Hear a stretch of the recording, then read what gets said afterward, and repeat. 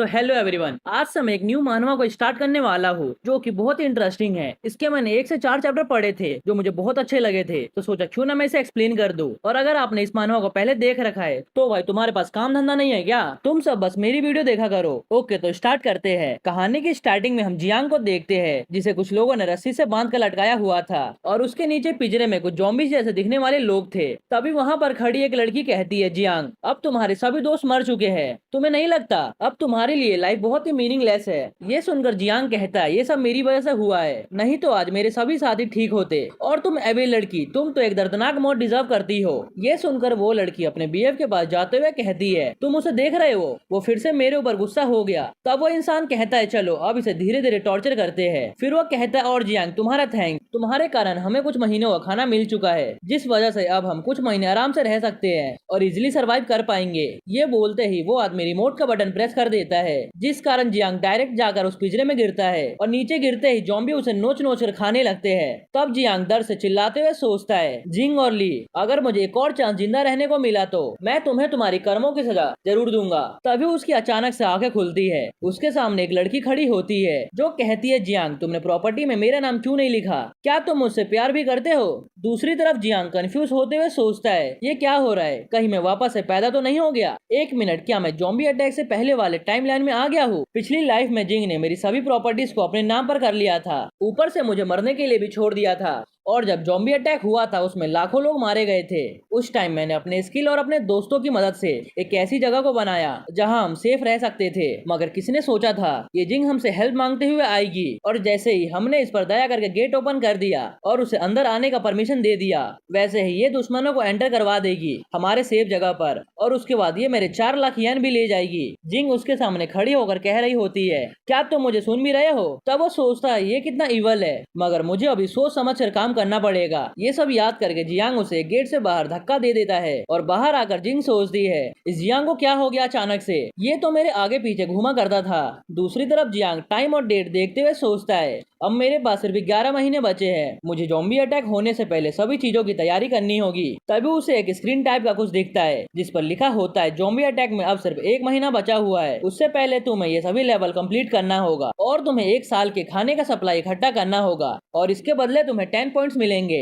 जिसके बदले तुम सिस्टम में कुछ फीचर्स को यूज कर पाओगे। ये देखकर जियांग सोचने लगता है, आखिर इस रिवार्ड पॉइंट के बदले मुझे क्या मिलेगा, आखिर ये सिस्टम क्या देगी? तब वो देखता है उसे 20 पॉइंट्स में फिजिकल पावर बढ़ाने वाला ऑप्शन मिल सकता है और 2 पॉइंट में फार्मिंग के टूल्स के सप्लाई मिल सकते हैं और 10 पॉइंट्स में प्रोटैगनिस्ट सप्लाई मिलेगा। फिर वो याद करता है कैसे वो पिछले लाइफ में 1-1 रुपए बचाता था ताकि वो जिंग को ब्राइट ड्रेस दिला सके, और जिसकी वजह से वो कुपोषण का शिकार भी हो गया था। वो ढंग से खाना भी नहीं खाता था ताकि वो पैसों को बचा सके। फिर वो एक फूड ऑर्डर ऐप देखते हुए सोचता है, अब तो 1 महीने में ज़ॉम्बी अटैक होने वाला है, इसलिए क्यों ना उससे पहले मैं कुछ खाना खा लूं। और उसके बाद वो बहुत सारे टेस्टी टेस्टी खाना ऑर्डर करता है, जिसे खाते हुए उसे ऐसा फील होता है जैसे उसके पास बहुत सी एनर्जी आ चुकी है। तभी वो नोटिस करता है उसके पास जिंग की दोस्त का कॉल आता है। ये देखकर वो सोचता है, क्या उस एविल लड़की ने अपने दोस्त को सब बातें बता दी? और जैसे ही वो कॉल रिसीव करता है वैसे ही उसकी दोस्त चीखते हुए कहती है, तुम जिंग को ऐसे कैसे ट्रीट कर सकते हो, वो तो बस चेक करना चाहती थी तुम उससे प्यार करते भी हो कि नहीं, अगर तुम उसे अभी प्रॉपर्टी नहीं दोगे तो कब दोगे?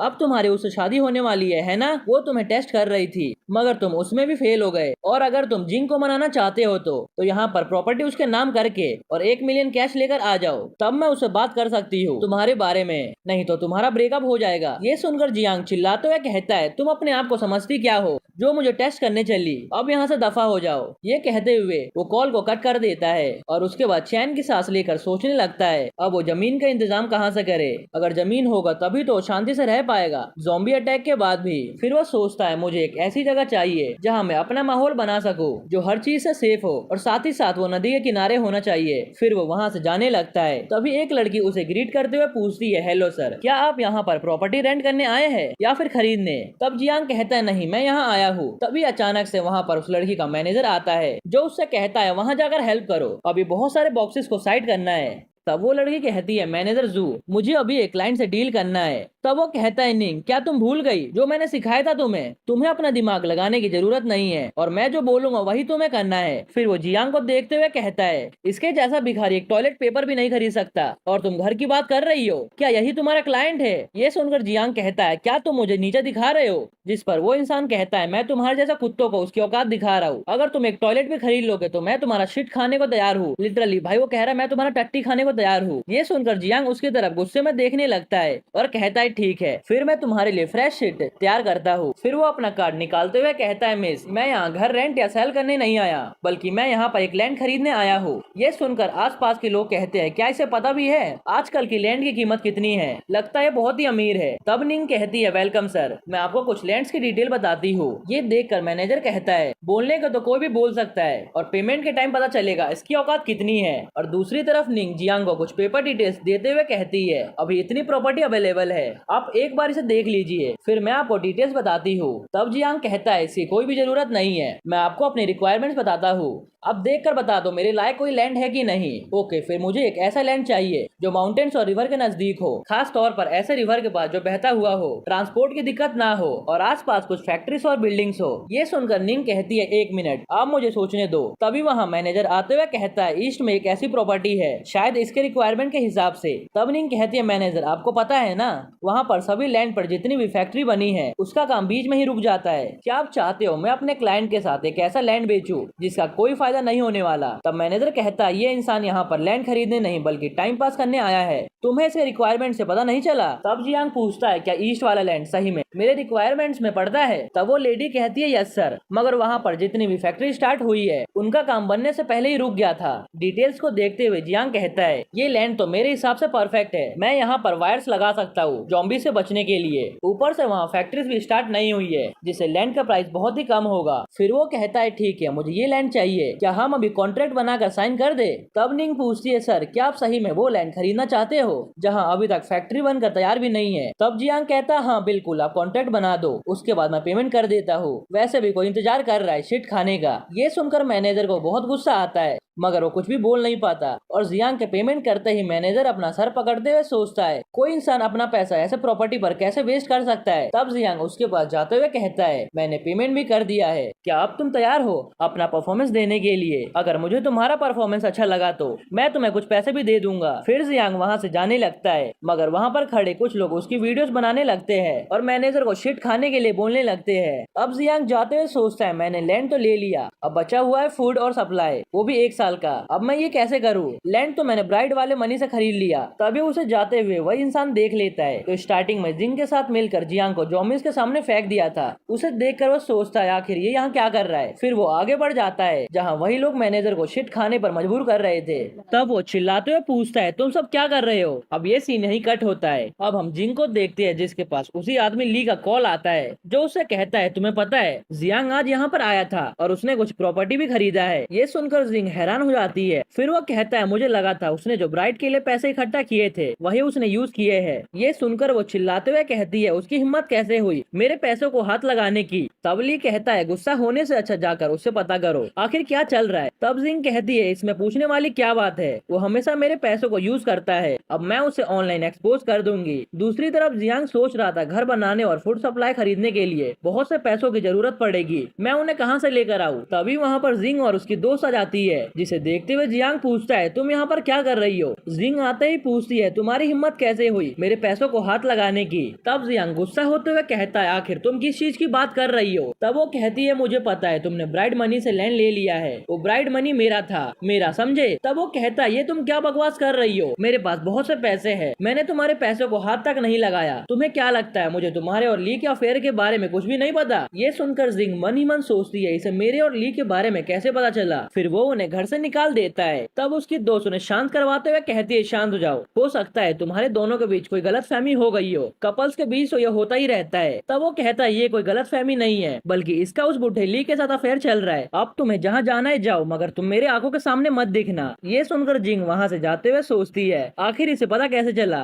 हम दोनों जब भी रूम्स बुक करते थे तब हम ध्यान रखते थे कोई हमें ना देखे। फिर उसकी दोस्त पूछती है तुमने मुझे बताया क्यों नहीं, क्या तुम्हारा सही में उस बुढ़े ली के साथ अफेयर चल रहा है? तब वो कहती है हाँ, हमने बस एक दो बार होटल बुक किया था। ये सुनकर उसकी दोस्त परेशान होते हुए कहती है अब तो सिचुएशन हाथ से बाहर निकल चुका है, अब चलो घर चलकर कुछ सोचते हैं। फिर उसकी दोस्त इवल सा फेस बनाते हुए सोचती है अब तुमने जियांग के साथ अपना रिलेशन खराब ही कर लिया है तो अब मैं पीछे नहीं हटने वाली हूँ, आखिरकार मैं तुम्हारी बहन जो हूँ। अब हम नेक्स्ट डे का सीन देखते हैं जहाँ जियांग अपने फैक्ट्री वाले लैंड के पास जाकर उसे देखते हुए पूछता है ये कितने दिन में रिनोवेट हो जाएगा। तब वो इंसान कहता है आपके रिक्वायरमेंट के हिसाब से हमें यहाँ बुलेट प्रूफ ग्लासेस लगाने हैं, थिक स्टील से सभी चीजें बनाना है और बुलेट प्रूफ डोर भी चाहिए, लेकिन आप ये सब किस चीज के लिए बनवा रहे हैं? ये सुनकर जियांग कहता है आपको ज्यादा कुछ क्वेश्चन पूछने की जरूरत नहीं है, आप बस ये बताइए कितना टाइम और पैसे लगने वाले हैं। तब वो इंसान कहता है ये काम 1 महीने में नहीं होने वाला। तब जियांग कहता है मुझे ये बात नहीं सुनना, अगर आप नहीं करोगे तो मैं किसी और को ढूंढ लूंगा। तब वो कहते हैं मगर वर्कर्स की लाइफ भी तो इस पर डिपेंड करती है, वैसे काम तो हो जाएगा मगर पैसे ज्यादा लगने वाले हैं। तब जियांग उससे उसका प्राइस पूछता है। तब वो कहता है आपको पता ही है 1 महीने में काम कंप्लीट करने के लिए वर्कर्स को दिन रात काम करना होगा। तब जियांग कहता है 20 मिलियन काफी रहेंगे ना? ये सुनकर वो कहता है हाँ, मगर 5 मिलियन डिपॉजिट मिल जाता तो हम काम स्टार्ट कर देते। ये सुनकर जियांग कहता है 1 हफ्ते के अंदर पैसे ट्रांसफर हो जाएंगे, आपको चिंता करने की जरूरत नहीं है। ये सुनकर वो इंसान मान जाता है। तभी उसके पास जिंग की दोस्त आकर जियांग का हाथ पकड़ लेती है और उसे प्यार से कहती है तुम यहाँ पर क्या कर रहे हो? ये देखकर जियांग मन ही मन सोचता है पिछले लाइफ में इसने और जिंग ने मिलकर मेरी फैमिली की पूरी प्रॉपर्टी हड़प ली, मैं इस लाइफ में इन दोनों से बदला जरूर लूंगा। फिर वो पूछता है तुम यहाँ पर क्या कर रही हो? तब वो कहती है क्या तुमने यही लैंड खरीदा है? वैसे यहाँ का सीनरी बहुत ही अच्छा है, क्या तुम यहाँ पर विला बनाने की सोच रहे हो? ये सुनकर जियान उससे अपने से दूर करते हुए कहता है मैं यहाँ कुछ भी बनाऊँ, तुम्हें इससे क्या मतलब? ये देखकर वो मन ही मन सोचती है आखिर इसे हुआ क्या है, आज ये बहुत ही अजीब बिहेव कर रहा है। पहले जब मैं इसे टच करती थी तब ये ब्लश करने लगता था और इसका हार्ट बीट भी बढ़ जाता था, मगर आज कुछ भी ऐसा नहीं हुआ। फिर जियांग वर्कर्स को बताने लगता है गेट को और एक्सपेंड करो। उसे ऐसा करते हुए देखकर वो गुस्से में सोचती है अब ये जिंग को पसंद नहीं करता और अगर ये मुझे पसंद करने लगा तो ये पूरी प्रॉपर्टी मेरी होगी। अब हम जियांग को देखते हैं जो घर आकर कुछ डॉक्यूमेंट्स को देखते हुए सोच रहा था मैंने घर को लोन पर रख दिया है जिससे मुझे सिर्फ 3 मिलियन वॉन मिले हैं जो कंस्ट्रक्शन के लिए काफी नहीं है, मुझे अब कोई रास्ता ढूंढना होगा पैसे कमाने का। 1 मिनट, अभी ज़ॉम्बी अटैक होने वाला है, अगर मैंने एक ही घर बहुत सारे लोगों को लोन पर दे दिया तो कुछ ज्यादा फर्क नहीं पड़ेगा क्योंकि अब सिर्फ 1 ही महीना बचा हुआ है। तभी उसके गेट को कोई नॉक करता है। ये सुनकर वो सोचता है वो ओल्ड मैन वापस से आ गया। फिर वो बताता है मेरे नीचे वाला नेबर एक ओल्ड मैन है जो कि फर्स्ट और सेकंड फ्लोर खरीद चुका है और अब वो मेरा 3rd फ्लोर भी खरीदना चाहता है, मगर मैं इस घर को अपने शादी के बाद यूज करने वाला था इसलिए मैंने बार बार इसे सेल करने से मना कर दिया था। इसने हर टाइप का बेकार काम किया है जिससे मैं तंग आकर ये घर इसे बेच दूं। फिर वो अपना गेट खोलता है। तब ओल्ड मैन उस पर चिल्लाते हुए कहता है क्या तो फिर से कल क्लबिंग करने गया था? तब जियांग भी चिल्लाते हुए बताता है वो कल 10 बजे ही सो गया था, ना कि कहीं क्लबिंग करने गया था। अब आप इसे बंद कर दो, मुझे पता है आप मेरा घर खरीदना चाहते हो और अब मैं आपको ये जगह बेचने के लिए तैयार हूँ। ये सुनकर ओल्ड मैन खुश हो जाता है। फिर जियांग उसे बताता है उसकी एक कंडीशन है, वो इस घर को बेचने के बाद भी कम से कम 6 महीने के लिए इसमें रहेगा जब तक उसका न्यू घर नहीं बन जाता और उसे अपना न्यू घर बनवाने के लिए 5 मिलियन चाहिए, इसलिए आपको मुझे वो पैसे एडवांस देना होगा। फिर वो कहता है अगर आपको ये कंडीशन नहीं माननी तो आप यहाँ से चले जाओ। तब ओल्ड मैन कहते हैं ठीक है, मगर मुझे तुम्हारे साइन चाहिए होंगे कॉन्ट्रैक्ट पेपर पर। तब जियांग कहता है कॉन्ट्रैक्ट की चिंता करने की जरूरत नहीं है आपको, मैं साइन करने के लिए तैयार हूँ। फिर वो मन ही मन सोचता है ओल्ड मैन अब तुम अपने इसी घर में मरने के लिए तैयार रहो। अगर इस ओल्ड मैन ने 5 मिलियन दे दिए और पहले के 3 मिलियन दोनों मिलकर मेरे पास टोटल 8 मिलियन हो जाएंगे। सबसे पहले मुझे सिस्टम का टास्क कंप्लीट करके रिवॉर्ड लेना चाहिए। अब हम जियांग को सुपरमार्केट में देखते हैं जहां वो 1 साल के खाने का सप्लाई इकट्ठा कर रहा था। उसे ऐसा करते हुए देखकर लोगों को लग रहा था ये पागल हो चुका है, तभी तो इतना सारा सामान खरीद रहा है। फिर जियांग सभी सामान को लेने के बाद वो सबसे पहले सिस्टम से एपोकलिप्स बॉक्स को अनलॉक करता है, जिसे अनलॉक करते ही उसके पास एक रिंग आ जाती है। इस रिंग में कोई भी सामान रखने से वो चीज खराब नहीं होगा क्योंकि रिंग के अंदर जो टाइम है वो सेम रहता है और टाइम कभी भी चेंज नहीं होता। इस कारण उस स्पेस के अंदर रखा हुआ सभी सामान बिल्कुल फ्रेश रहेगा। तभी वहाँ पर स्टोर का मैनेजर कुछ ऑफिसर के साथ आता है जो आते ही कहता है कौन यहाँ पर प्रॉब्लम क्रिएट कर रहा है। उसे देखकर जियांग सोचता है इसका नाम टैंग है जो कि स्कूल में सभी वीक बच्चों को बुली किया करता था। हमारे स्कूल में काफी ज्यादा विवाद हुए थे, मुझे पता नहीं था मैं इस तरह से इससे टकरा जाऊंगा। फिर टैंग उससे कहता है तुमने जहाँ से सामान लिया है वहीं पर उसे रख दो तब जियांग कहता है टैंक ये तुम क्या कर रहे हो? क्या तुम अभी भी वीक लोगों को बुली करते हो? मैं तो यहाँ पर सामान खरीदने आया हूँ। क्या तुम अपने कस्टमर को ऐसे ट्रीट करते हो? फिर टैंक कहता है उन सामान के पैसे अभी पे करो, नहीं तो तुम्हारे साथ बहुत ही बुरा होगा। अब काउंटर पर लोगों को बिल निकालने में 1 घंटे लग जाते हैं। तब टैंक उनसे जाकर पूछता है टोटल कितना हुआ? तब वो कहते हैं 56,000 प्लस युआन। तब टैंक मशीन आगे करते हुए कहता है जल्दी से पेमेंट करो। तब जियांग भी बड़े स्टाइल में कार्ड स्वाइप करते हुए पैसे पे कर देता है। ये देखकर टैंक वहाँ से जाने लगता है। तब जियांग उसे रोकते हुए कहता है तुमने काफी रूड वे में मेरे से बात किया था, इसलिए मेरे से अभी के अभी माफी मांगो, नहीं तो मैं ये पूरा सामान अभी वापस कर दूंगा। ये सुनकर टैंक चिल्लाते हुए कहता है तुम कुछ ज्यादा ही नहीं बोल रहे? ये सभी मामला देखकर वहाँ पर खड़े लोग भी जियांग के फेवर में बोलने लगते हैं और सभी चीजों को रिकॉर्ड भी करने लगते हैं। तब जियांग कहता है अभी माफी मांगो, अगर तुम्हारा माफी सिंसियर होगा तो मैं इससे 10 गुना सामान खरीदूंगा। ऐसा करो मशीन लेकर आओ, मैं तुम्हें अपने कार्ड का बैलेंस दिखाता हूँ। तब टैंक उसके अकाउंट का बैलेंस देखकर शॉक्ड हो जाता है। फिर जियांग उसे माफी मांगने के लिए कहता है। अब ये सुनकर तो टैंक को उसे माफी मांगना ही पड़ता है। तब जियांग जाते हुए कहता है आगे से इस बात का ध्यान रखना। तब टैंक पूछता है तुम इतना सारा सामान क्यों खरीद रहे हो? जियांग कहता है इसे तुम्हारा क्या मतलब, मेरा मन है मैं कितना भी सामान खरीदूं। तब टैंक कहता है तुम्हें और ज्यादा सामान चाहिए तो सुपरमार्केट काफी नहीं रहेगा, बल्कि तुम्हें होलसेलर्स को कांटेक्ट करना चाहिए। ये सुनकर जियांग उसकी तरफ देखते हुए कहता है तुम सुपरमार्केट में काम करते हो, इसका मतलब तुम होलसेलर को भी जानते होंगे है ना? तब टैंक कहता है तुम्हें जी याद है, वो एक होलसेलर है। फिर वो जी को कॉल करके बताता है उसने उसके लिए कस्टमर ढूंढा है। ये सुनकर जियांग सोचता है ये दोनों अभी भी टच में रहकर बिजनेस कर रहे हैं, अब तक इन दोनों ने कितना प्रॉफिट कमा लिया होगा। अब हम टैंक और जियांग को बाहर देखते हैं। तभी वहाँ पर एक कार बहुत ही स्पीड से आती है, जिससे टैंक लगभग उसे टकरा ही गया था। ऐसा लग रहा था जैसे वो कार उसे ठोक देगा। अब हमें पता चलता है उस कार में कोई और नहीं बल्कि जी होता है, जो कि एक होलसेलर है। उसके कार से उतरते ही टैंक उसे जियांग के बारे में बताता है और कहता है ये हमारा क्लासमेट हुआ करता था। तब जी जियांग के ऊपर स्मोक फेंकते हुए कहता है अच्छा ये वही जियांग है। फिर वो जियांग के हुडी को देखते हुए कहता है ये फेक ब्रांड का है, मुझे उन लोगों से सख्त नफरत है जो गरीब होते हुए अपने आप को अमीर दिखाने की कोशिश करते हैं। तब जियांग कहता है ब्रांड के बारे में मुझे नहीं पता, मैंने तो इसे स्ट्रीट से लिया था। फिर वो टैंक का सिर पकड़ते हुए कहता है क्या तुमने मुझे इसी क्लाइंट के बारे में बताया था? क्या तुम मेरा टाइम वेस्ट करना चाहते हो? फिर वो उसे लात मारता है। तब टैंक उसे बताने की कोशिश करता है कि ये सही में बड़ा क्लाइंट है। तब वो कहता है मैं बिजनेस में बहुत ही टाइम से हूँ, मैं बस देख कर ही बता सकता हूँ कि अमीर कौन है और गरीब कौन है। तब जियांग कहता है तुम एक अनपढ़ इंसान हो, इसलिए शायद तुम्हें मेरा ऑरा समझ नहीं आ रहा। ये सुनकर जी उसका हुडी पकड़ते हुए पूछता है तुमने क्या बोला? तब जियांग कहता है मैंने बोला तुम लोगों को नीचे दिखाते हो। तब वो कहता है तुमने मुझे अनपढ़ कैसे बोला? तब जियांग उससे पूछता है क्या मैं तुम्हें गवार बोलूंगा तो तुम्हें चलेगा? तभी टैंक जियांग को बताता है इसे अनपढ़ सुनना बिल्कुल भी पसंद नहीं है, इसलिए इन्हें मत बोलो। तब जी उसकी तरफ देखते हुए कहता है अगर तुम्हें बोलना नहीं आता तो तुम चुप ही रहो। फिर वो जियांग की तरफ देखते हुए कहता है अगर तुमने आज होलसेल में सामान नहीं खरीदा तो तुम अपने 2 पैरों पर नहीं जाओगे। तब जियांग कहता है तुम मेरे कॉलर पर से अपना हाथ हटाकर अपना अकाउंट नंबर बोलो। और उसके कुछ देर बाद ही जी के अकाउंट में मिलियंस डॉलर पहुंच जाते हैं। ये देखकर तो वो बंदा शॉक्ड हो जाता है। तब जियांग उसे बताता है उसने अभी 1 मिलियन एडवांस दिया है, उसे टोटल 5 मिलियन का सामान लेना है और बाद में तुम्हें 4 मिलियन मिल जाएंगे, इसलिए ट्रक लाकर सामान लोड करना स्टार्ट कर दो। फिर वो पूछता है तुम्हें किस टाइप का सामान चाहिए? तब जियांग कहता है rice, oil, salt, snacks, drink और कुछ भी खाने पीने का सामान। तब वो कहता है मुझे फॉलो करो और मन ही मन सोचता है मैं इसे वो सामान दे दूंगा जो कुछ दिन में ही एक्सपायर्ड होने वाला है। चलो मुझे एक गधा तो मिला जो मेरे से एक्सपायर होने वाला सामान खरीद लेगा। फिर वो कुछ सामान दिखाते हुए कहता है अगर तुम ये वाले लोगे तो मैं तुम्हें कम से कम 10% का डिस्काउंट दूंगा। तब जियांग कहता है ये तो क्वालिटी पर ही डिपेंड करेगा कि तुम कितना डिस्काउंट दोगे। फिर जियांग सामान को देखते हुए कहता है ये तो कुछ दिन में एक्सपायर्ड होने वाला है,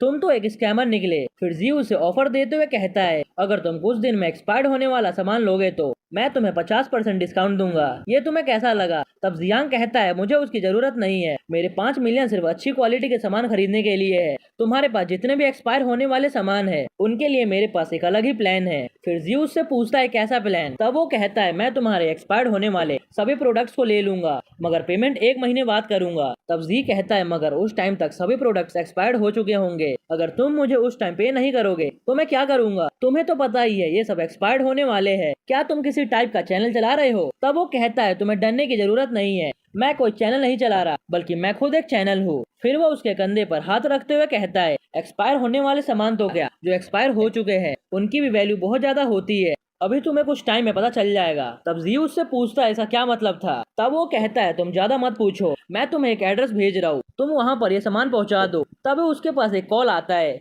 जो रिसीव करते हुए वो वहां से चला जाता है, ये कहते हुए कि ये सब सामान पहुंचा देना। उसे जाते हुए देखकर जी कहता है ये तो एक एवरेज फैमिली से बिलोंग करता है, फिर उसके पास इतने पैसे कहाँ से आए। अब हम उसी ओल्ड मैन को देखते हैं जो जियांग के पास पैसे लेकर आया था और कॉन्ट्रैक्ट देते हुए कहता है मैं तैयार हूँ इस कंडीशन के लिए। उसे देखकर जियांग सोचता है इसने घर तक नहीं देखा और फिर भी ये मुझे पैसे देने के लिए तैयार है, आखिर ये इस घर को खरीदने के लिए कितना डेस्परेट है। फिर वह उससे पूछता है आप इसे इतनी जल्दी क्यों खरीदना चाहते हैं। तब वो कहता है मेरी ग्रैंड डॉटर यहाँ शिफ्ट होने वाली है और इस एरिया में सिर्फ यही बिल्डिंग सेफ है, इसलिए मुझे तुम्हारा घर चाहिए ताकि यहाँ पर मेरी ग्रैंड डॉटर रह सके। ये सुनकर वो कहता है आपने तो सब सच्चाई बता दिया, आपको इसका डर नहीं है कि मैं इस घर का प्राइस बढ़ा दूंगा। तब ओल्ड मैन कहता है प्लीज ऐसा मत करना, ये पैसे मेरी 2 जनरेशन की सेविंग है। फिर जियांग उससे कहता है आपको चिंता करने की जरूरत नहीं है, मैं इसका प्राइस नहीं बढ़ाऊंगा। उसके बाद वो कॉन्ट्रैक्ट साइन कर देता है। ये देखकर ओल्ड मैन काफी ज्यादा खुश होता है। फिर वो कहते हैं मैं आपसे तुम्हें डिस्टर्ब नहीं करूंगा, इसलिए अब तुम आराम से अपने काम पर जा सकते हो। ये सुनकर जियांग सोचता है ये कितने ऑनेस्ट और काइंड है, ये आने वाले ज़ॉम्बी अटैक में ये और इनकी ग्रैंड डॉटर 1 महीना भी सरवाइव नहीं कर पाएंगी। फिर वो उन्हें रोककर उनका करंट एड्रेस पूछता है। अब हम जियांग को कंस्ट्रक्शन साइट पर देखते हैं जहां वहां के मैनेजर पूछते हैं बाकी का पेमेंट कब होगा। तब वो कहता है वो मैं कुछ टाइम में ट्रांसफर कर दूंगा, मगर अभी काम कैसा चल रहा है। फिर वो कहता है 70 से 80% काम हो चुका है, तुम एक बार इस डोर और वॉल को देखो, ये पूरी तरह से सेफ है। तब जियांग उससे पूछता है वेयर हाउस का क्या हुआ। तब वो कहता है वो पूरी तरह से प्रिपेयर है। ये सुनकर जियांग डायरेक्ट जी को कॉल करता है और सभी चीजों को जल्दी से जल्दी डिलीवरी करने को कहता है। अब हम वेयर हाउस का सीन देखते हैं जहां सभी वर्कर्स खुशी खुशी काम कर रहे थे क्योंकि सबको एक अच्छा अमाउंट मिला था काम करने के लिए। जियांग उन्हें गाइड करते हुए बता रहा था कौन सा सामान कहाँ रखना है और काम खत्म होने के बाद वो सभी चीजों को देखकर खुश हो रहा था। तभी वो देखता है सिस्टम में उसे 20 पॉइंट मिले हैं 1 साल का खाना अरेंज करने के लिए। 20 पॉइंट मिलते ही उसके सिस्टम में न्यू बॉक्सेस ऐड हो जाते हैं जिसमें उसके पास माइंड आई ओपन हो जाता है जिसके अंदर वो किसी का भी माइंड रीड कर सकता है जो उसके बारे में कुछ बुरा सोच रहा है या फिर उसे नुकसान पहुंचाना चाहता है। ये देखकर जियांग खुश होते हुए कहता है इसी की तो जरूरत थी मुझे। अब हम जियांग को एक ब्लैक मार्केट में देखते हैं जहाँ उसे ली दिखता है जो कि अपनी गर्लफ्रेंड मतलब जिंग के लिए कुछ एंटिक चीजें ले रहा था जो कि फेक थे। ये देखकर जियांग मन ही मन सोचता है जिंग बेकार में उल्लू बन रही है इन चीजों के लिए। फिर वो एक शॉप पर जाकर एक नाइफ देते हुए कहता है मुझे इससे भी शार्प नाइफ चाहिए। तब वो आदमी कहता है मैं यहाँ पर नाइफ को शार्प करने का काम करता हूँ, अगर तुम्हें नाइफ शार्प करवाना है तो खुद कर लो, नहीं तो यहाँ से दफा हो जाओ। ये सुनकर जियांग कहता है ये सब इतने टफ नहीं है जितने मुझे चाहिए। तब वो आदमी गुस्सा होते हुए कहता है क्या तुम यहाँ पर ट्रबल क्रिएट करने आए हो। तभी जियांग अचानक से उसके अकाउंट में 2 लाख ट्रांसफर कर देता है। ये देखकर वो इंसान शॉक्ड होते हुए दूसरे इंसान को शॉप देखने को कहता है और जियांग को उसे फॉलो करने को बोलता है। फिर वो उसे कुछ गन्स दिखाता है जिसे देखकर जियांग कहता है मुझे ऐसी सस्ती गन्स नहीं चाहिए बल्कि मुझे कुछ हैवी वेपन चाहिए, मुझे टोटल 2 मिलियन का वेपन लेना है, इसलिए अच्छा वेपन दिखाओ। उसकी ये बातें सुनकर वो कहता है आप हो कौन जो आपको इतना बड़ा ऑर्डर चाहिए। तब वो कहता है मुझे अपने साथियों के लिए चाहिए, मैं तुम्हें पूरी डिटेल्स नहीं बता सकता। उसके बाद वो गेट बंद करते हुए कहता है आप बिल्कुल सही जगह पर आए हो, मैं ये सब हैंडल कर लूंगा, आप बस लिस्ट बनाकर मुझे दे दीजिए, मैं आपके एड्रेस पर पहुंचा दूंगा। उसके बाद वो जियांग को बाहर छोड़ता है। तभी उसे वहाँ पर ली दिख जाता है जो कहता है मुझे उम्मीद नहीं था तुम ब्लैक मार्केट में दिखोगे, अब मुझे समझ आया तुम्हारे पास पैसे कहाँ से आ रहे हैं और तुम जिंग को आजकल इग्नोर कर रहे हो, क्या बात है कहीं तुम्हारी फैमिली अमीर तो नहीं बन गई। उसकी ये सब बातें सुनकर जियांग सोचता है अब टाइम आ चुका है माइंड आई का यूज करने का। फिर जियांग देखता है वो सेलर काफी खुश है जियांग से। ये देख कर वो सोचता है ये अच्छे से काम कर रहा है। फिर वो कहता है ली तुमने इन्हीं चीप आइटम्स की मदद से जिंग को फंसाया था है ना। ये सुनकर वो आदमी गुस्सा होने लगता है।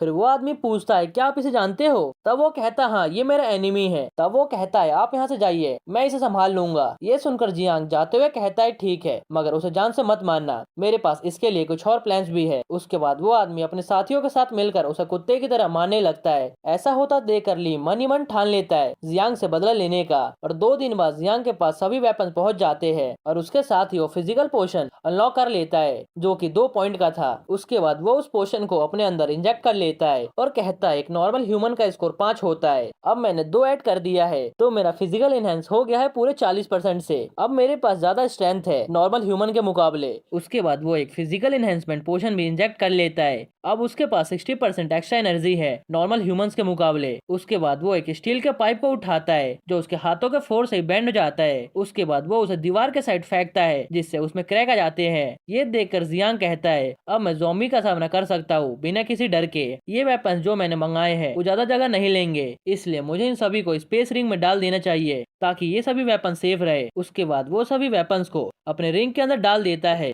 और कहता है कल फर्स्ट डे है ज़ॉम्बी अटैक का, अब मुझे और क्या करना चाहिए उससे पहले। तभी उसे उन ओल्ड मैन और उनकी ग्रैंड डॉटर का ख्याल आता है। ये सोचकर वो अब उन्हें इग्नोर ना करने का सोचता है। फिर वो कहता है मैं उनके पास ज़ॉम्बी अटैक से बचने के लिए कुछ सामान भेज दूंगा, अब उनके ऊपर डिपेंड करता है वो जिंदा रह पाते हैं या नहीं। ये सब मैं उनके लिए इसलिए कर रहा हूँ क्योंकि उन्होंने इस घर को बिल्ड करने के लिए मुझे फंड दिया था। अब हम जियांग को देखते हैं जो उन्हीं ओल्ड मैन के घर पहुंच चुका था, जिसकी हालत देख कर वो समझ जाता है उन ओल्ड मैन के पास सही में पैसे नहीं थे। अब वो अपने रिंग से बहुत सारे बॉक्सेस निकालता है जिसमें खाने पीने के सप्लाई थे। फिर वो गेट नॉक करता है, वो डोर ओपन करते ही कहता है मैं रेंट कल दे दूंगा। तभी वो देखते ये तो जियांग है। फिर वो पूछते हैं तुम यहाँ क्या कर रहे हो। तब वो कहता है आप पहले इन बॉक्सेस को अंदर रखवाने में मेरी हेल्प कीजिए, मैं बाकी की बातें बाद में समझाऊंगा। फिर वो सभी सामान अंदर रखवाने के बाद ओल्ड मैन कहते हैं तुम यंग लोगों के पास तो बहुत ही एनर्जी होती है, आज पता चला। फिर जियांग कहता है आपका घर तो बहुत सेफ दिख रहा है और आप मेरी बात ध्यान से सुनिए, अगर आप इन चीजों का अच्छे से यूज करोगे तो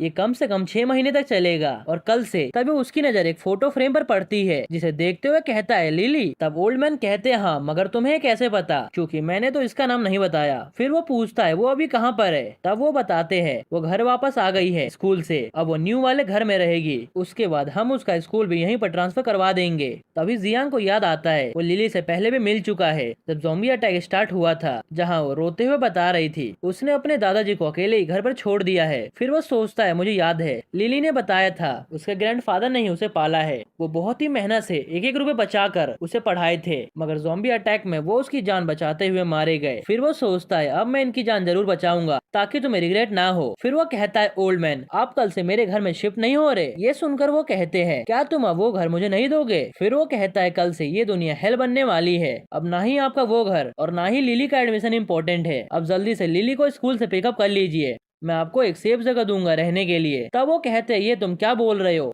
मुझे कुछ भी समझ नहीं आ रहा। ये सुनकर वो परेशान होते हुए सोचता है अभी ये बहुत ही ओल्ड हो गए हैं मेरी बातों को समझने के लिए। फिर वो अपने रिंग की मदद से उस घर की सभी चीजों को रिंग स्पेस में भेज देता है जिससे पूरा घर खाली हो जाता है। ये देखकर ओल्ड मैन शॉक्ड हो जाते हैं। फिर वो कहता है मेरे पास सुपर पावर है, मैं फ्यूचर देख सकता हूँ, अब आप लिली और अपने आप को बचाना चाहते हैं तो मेरे साथ चलिए, पहले आप बताइए उसका स्कूल कहाँ पर है। फिर वो जल्दी से ओल्ड मैन को कार से लेकर उसके स्कूल पहुंच जाता है, जहां वो पूछता है वो कौन से डॉम में है, आपको पता है। तब वो हाँ में जवाब देते हैं। अब हम स्कूल का सीन देखते हैं जहाँ कुछ गर्ल्स लिली को बुली कर रही थी। तभी वहाँ पर ग्रैंडफादर आते हैं जो परेशान होते हुए पूछते हैं ये तुम सब क्या कर रहे हो मेरी लिली के साथ। तभी वहाँ पर कुछ बॉयज आते हैं जो ओल्ड मैन को वहाँ से जाने के लिए कहते हैं, मगर वो वहाँ से नहीं जाते और उन्हें मारने की कोशिश करते हुए कहते हैं क्या तुम्हारे माता पिता ने तुम्हें कुछ नहीं सिखाया। तभी एक बंदा उन्हें बैट से मारने की कोशिश करता है, मगर उसके मारने से पहले जियांग उस बैट को पकड़ लेता है। फिर वो उस बंदे को एक किक में ही दूर कर देता है। ये देखकर उसके साथी भी जियांग को मारने आते हैं, मगर वो एक एक करके सभी को कुत्ते की तरह धो देता है। ये देखकर वो पुलिस लड़की डरते हुए पूछती है तुम्हें क्या चाहिए। फिर जियांग एक लड़की का बाल पकड़ते हुए कहता है तुम्हें दूसरों का बाल पकड़ना पसंद है ना। उसके बाद वो एक नाइफ निकालता है जिसे देखकर सब डर जाते हैं। फिर जियांग उसके बाल काट देता है। ये देखकर वो लड़की चिल्लाते हुए कहती है तुम्हारी हिम्मत कैसे हुई मेरे बालों को काटने की, अब मैं तुम्हें बताती हूँ। तब जियांग कहता है लंबे बाल तुम्हारे लिए सिर्फ बर्डन से ज्यादा कुछ नहीं है, तुम्हें कुछ दिन में पता चल जाएगा कैसे तुम्हारे छोटे बाल तुम्हारी जान बचाएंगे। ये कहकर वो वहाँ से ओल्ड मैन और लिली को लेकर जाने लगता है, जहाँ ओल्ड मैन लिली को सभी बातें समझाने की कोशिश करते हैं कि कैसे कुछ दिनों में ही ये दुनिया हेल बनने वाली है। ये सुनकर लिली कहती है मैंने आपको कितनी बार बोला है स्कैम कॉल्स पर बिलीव ना करने के लिए। उनकी ये बातें सुनते ही जियांग स्माइल करने लगता है और कहता है ग्रैंडपा को किसी स्कैमर ने नहीं बताया, बल्कि ये सभी इन्फॉर्मेशन उन्हें मैंने बताया है। ये सुनकर वो लड़की शॉक्ड होते हुए पूछती है तुम हो कौन। फिर जियांग अपने आप को इंट्रोड्यूस करवाता है। तब वो लड़की पूछती है क्या ये दुनिया सही में खत्म होने वाली है। तब वो कहता है मैंने तो ये स्टोरी बनाया था ताकि ग्रैंडपा आसानी से समझ सके जो आने वाला है वो है एपोकलिप्स। ये सुनकर वो शॉक्ड हो जाती है। तब वो कहता है ज़ॉम्बी अटैक स्टार्ट हो ही गया होगा, एक काम करो अपना फोन चेक करो, तुम्हें शायद वीडियोस में दिख जाए। फिर वो न्यूज देखती है जहाँ एक इंसान दूसरे को काट रहा था। फिर वो कहता है कल ज़ॉम्बी अटैक का पहला दिन है,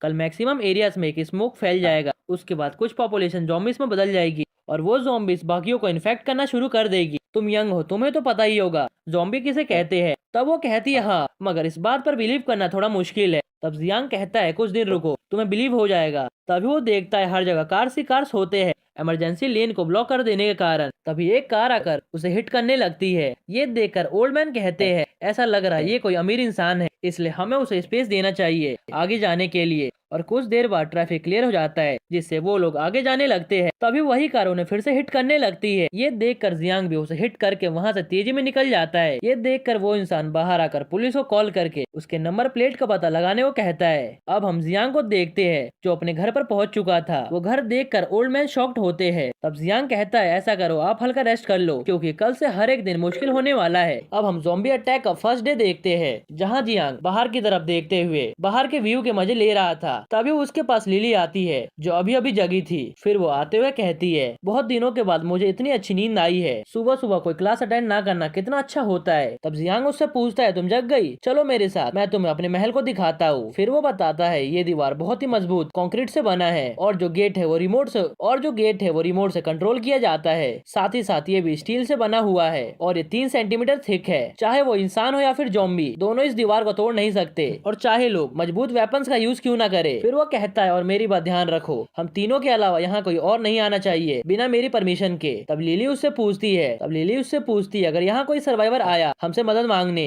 तो क्या हम उन्हें ऐसे ही बाहर मारने के लिए छोड़ देंगे। तब जियांग कहता है मेरे साथ आओ। उसके बाद वो बताता है जब इंसानों की बात अपनी जान पर आती है तब उनका बिहेवियर पता करना बहुत ही मुश्किल होता है। उस टाइम उनका दिल बिल्कुल एविल बन जाता है। वो सिर्फ किसी तरह से सरवाइव करना चाहते हैं जिसकी वजह से वो तुम्हें भी धोखा देकर मार सकते हैं। फिर वो दोनों को बाहर देखने को कहता है जहाँ कुछ टैंक टाइप के रखे हुए थे जो लोगों को बचाने के लिए हेल्प करेंगे ज़ॉम्बी से। अगर जियांग उनके पास नहीं हुआ तो इन्हें गेट ओपन नहीं करना और जो लोग हेल्प के लिए आएंगे वो लोग इन टैंक्स में छुपकर अपनी जान बचा सकते हैं। और जब जियांग यहाँ आएगा तब वो डिसाइड करेगा गेट को ओपन करना है कि नहीं या फिर उनकी हेल्प करनी है कि नहीं। इसलिए चाहे कुछ भी क्यों ना हो जाए इन सब के लिए गेट ओपन नहीं करना। ये सुनकर वो हाँ में जवाब देते हैं। फिर जियांग कहता है अब मैं तुम लोगों को खाने का स्टोरेज दिखाऊंगा। उसके बाद जियांग उन्हें एक स्टोरेज रूम में लेकर जाता है जहाँ वो माइंड आई को एक्टिवेट करता है। तब उसे लिली और उसके ग्रैंडपा के फेस पर हैप्पी वाला इमोजी दिखता है। इसका मतलब जियांग को ये लोग नुकसान नहीं पहुंचाएंगे। जियांग ये देखकर सोचता है क्या ये साइन है कि मैं इन पर ट्रस्ट कर सकता हूँ, ये पहली बार मुझे ऐसा दिख रहा है। फिर जियांग रिंग में से वेपन्स का बॉक्स निकालते हुए बताता है इस टाइम पर सबसे इम्पोर्टेंट है वेपन, तुम्हें इस बात का ध्यान रखना होगा कि ये वेपन्स तुम्हारे हाथ में रहे और किसी और के हाथ में ना जाए। तब ग्रैंडपा बोलते हैं हाँ ये तो तुमने सही बोला।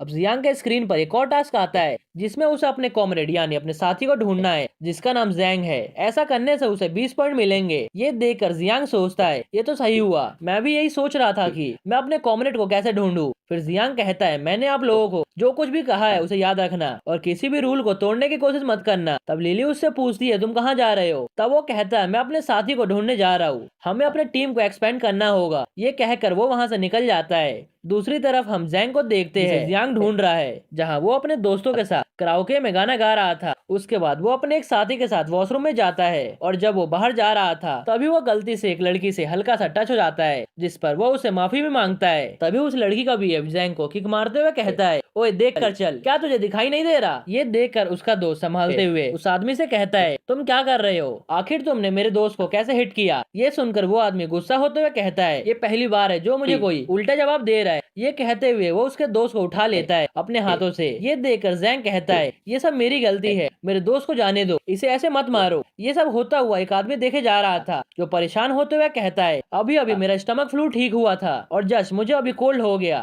और ये लोग एक और फाइट कर रहे हैं, क्या इन्हें थोड़ा ब्रेक नहीं लेना चाहिए। फिर वो उन लोगों को शांत करते हुए कहता है जेंटलमैन प्लीज आप हल्का शांत हो जाइए। तभी वो आदमी उसे पकड़ते हुए कहता है तुम्हें पता भी है तुम किसे टच कर रहे हो, तुम्हारे बॉस की भी औकात नहीं है मुझे टच करने की। फिर तुमने कैसा किया। मगर वो इंसान जैंग और उसके दोस्त को इशारा करते हुए उन्हें वहाँ से जाने के लिए कहता है। इधर वो आदमी गुस्से में कहता है तुम अपने बॉस को अभी कॉल करो, मैं इस कराओके बार को अभी शट डाउन करवाता हूँ। मगर वो आदमी सिर्फ उसे शांत करवाने की कोशिश करता है। दूसरी तरफ जैंग और उसके दोस्त वापस से कराओके बार में अपने दोस्तों के पास आ जाते हैं। उन्हें देखकर उसके दोस्त पूछते हैं क्या तुम्हारे पीछे कोई कुत्ता पड़ गया था जो तुम दोनों इतने हाफ रहे हो। तब उसका दोस्त बताता है वो दोनों एक ठग से टकरा गए थे जो कि ड्रंक था और उन्हें मारने की कोशिश कर रहा था। मगर अच्छी बात यह थी कि एक वेटर ने बीच में आकर हमें बचा लिया। तब उसके साथी चिल्लाते हुए कहते हैं तुम लोगों ने फाइट बैक क्यों नहीं किया, हमारी मैकेनिकल क्लास कब से इन चीजों में पीछे हट गई, हम सब तो हमेशा इन चीजों में आगे रहते हैं। रुको 1 मिनट, मैं अभी कॉल करके अपने डिपार्टमेंट के सभी साथियों को बुलाता हूँ। तब जैंग कहता है रुक जाओ, हमारे पास बस 1 साल बचा हुआ है ग्रेजुएट होने में।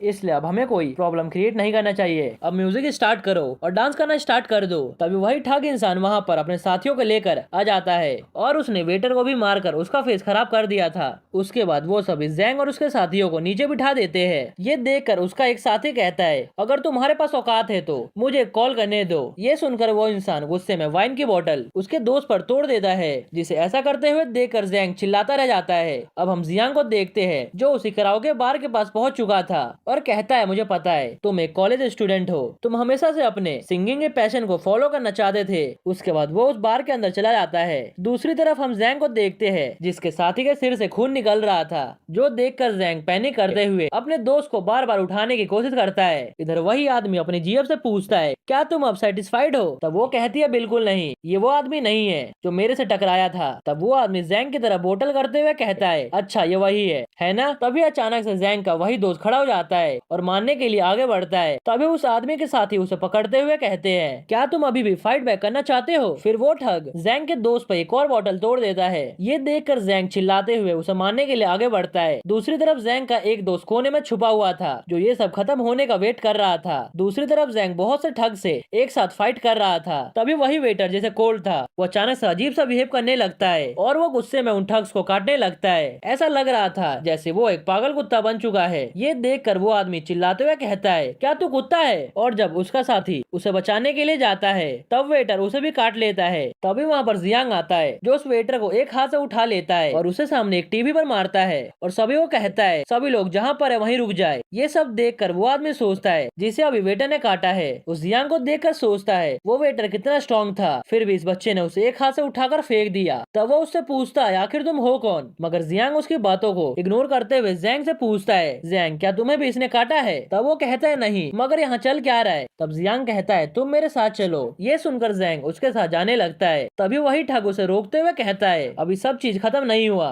तभी उस ठग का साथी कहता है, मेरा सिर दर्द से फटे जा रहा है। ये सुनकर वो पूछता है, क्या तुम्हारा कोल्ड बढ़ गया है? तब वो कहता है, दोपहर में तो सब ठीक था। तब जियांग उसे गौर से देखते हुए पूछता है, क्या तुम्हारे गले पर इस वेटर ने काटा था? तब वो कहता है, हाँ काटा तो था। ये सुनकर जियांग सोचता है ये जैसे बोल रहा है उस हिसाब से ऐसा लग रहा है जैसे ये इन्फेक्टेड हो चुका है। ऊपर से इसे ब्रेन के बहुत पास काटा है, इसलिए इन्फेक्शन बहुत ही जल्द ब्रेन के पास पहुंच जाएगा और ये एक म्यूटेंट भी बन जाएगा। उसके बाद जियांग उस वेटर को एक रूम में बंद करते हुए सोचता है, चलो सही है, इन ज़ॉम्बी को नहीं पता कि गेट को कैसे ओपन करते हैं। फिर वो जैंग से पूछता है, जैंग तुम बताओ मैं इन सब में से सबसे पहले किसे ठिकाने लगाऊं? तब वो कंफ्यूज होते हुए पूछता है, तुम हो कौन? क्या हम दोनों एक दूसरे को जानते हैं? उसके बाद खत्म करने से पहले ही एक ठग जियांग को मारने के लिए आगे बढ़ता है। तब जियांग उसका फेस पकड़कर उसे टेबल पर दे मारता है। ये देखकर उसका दूसरा साथी उसे बचाने के लिए आगे बढ़ता है, मगर जियांग उसे सिर्फ एक ही पंच में साइड कर देता है। तभी उसके मुंह से फोम जैसा कुछ बाहर आने लगता है। तब उसका साथी उसके पास जाकर पूछने लगता है, आखिर तुम्हें क्या हुआ है? क्या तुम एक ही पंच में नॉकआउट हो गए? इधर जियांग चिल्लाते हुए कहता है, क्या किसी और को मेरे से फाइट करना है? जिसे करना है वो आगे आ जाओ। फिर वो जैंग को देखते हुए बोलता है, तुम अपने साथियों को बाहर लेकर आओ और वहीं पर मेरा वेट करो। ये सुनकर जैंग अपने साथियों को लेकर बाहर जाता है। इधर वो ठग अपने दोस्तों को ले जाते हुए कहता है, मैं भी यहाँ से जा रहा हूँ, मगर जियांग डोर को ब्लॉक कर देता है और वहाँ पर खड़ा हो जाता है। ये देखकर वो ठग पूछता है, तुम क्या कर रहे हो? तब जियांग कहता है, अभी तुम ड्रंक होकर मेरे भाई को लगभग मार ही चुके थे, क्या तुम इस बात को भूल गए? तब वो ठग चिल्लाते हुए बोलता है, ये तुम क्या बकवास कर रहे हो, जल्दी से साइड हट जाओ। ये सुनकर जियांग उसे धक्का देता है जिस कारण वो ठग नीचे गिर जाता है। फिर वो गुस्से में कहता है, क्या तुम आज मेरे हाथों से मरना चाहते हो? मगर जियांग उसे वहीं बंद करके चला जाता है। ये देखकर वो चिल्लाने लगता है डोर ओपन करने के लिए, मगर जियांग उसकी बात नहीं सुनता। तभी उसका एक साथी ज़ॉम्बी में बदल जाता है और अपने दोस्त को ही काटने लगता है। उसकी चीखों की आवाज बाहर खड़ा जियांग में सुन रहा था। तभी वहाँ एक वेटर आकर पूछता है, सर अंदर क्या हो रहा है, क्या आपको कोई हेल्प चाहिए? तब जियांग कहता है, इस डोर को पूरी तरह से लॉक कर दो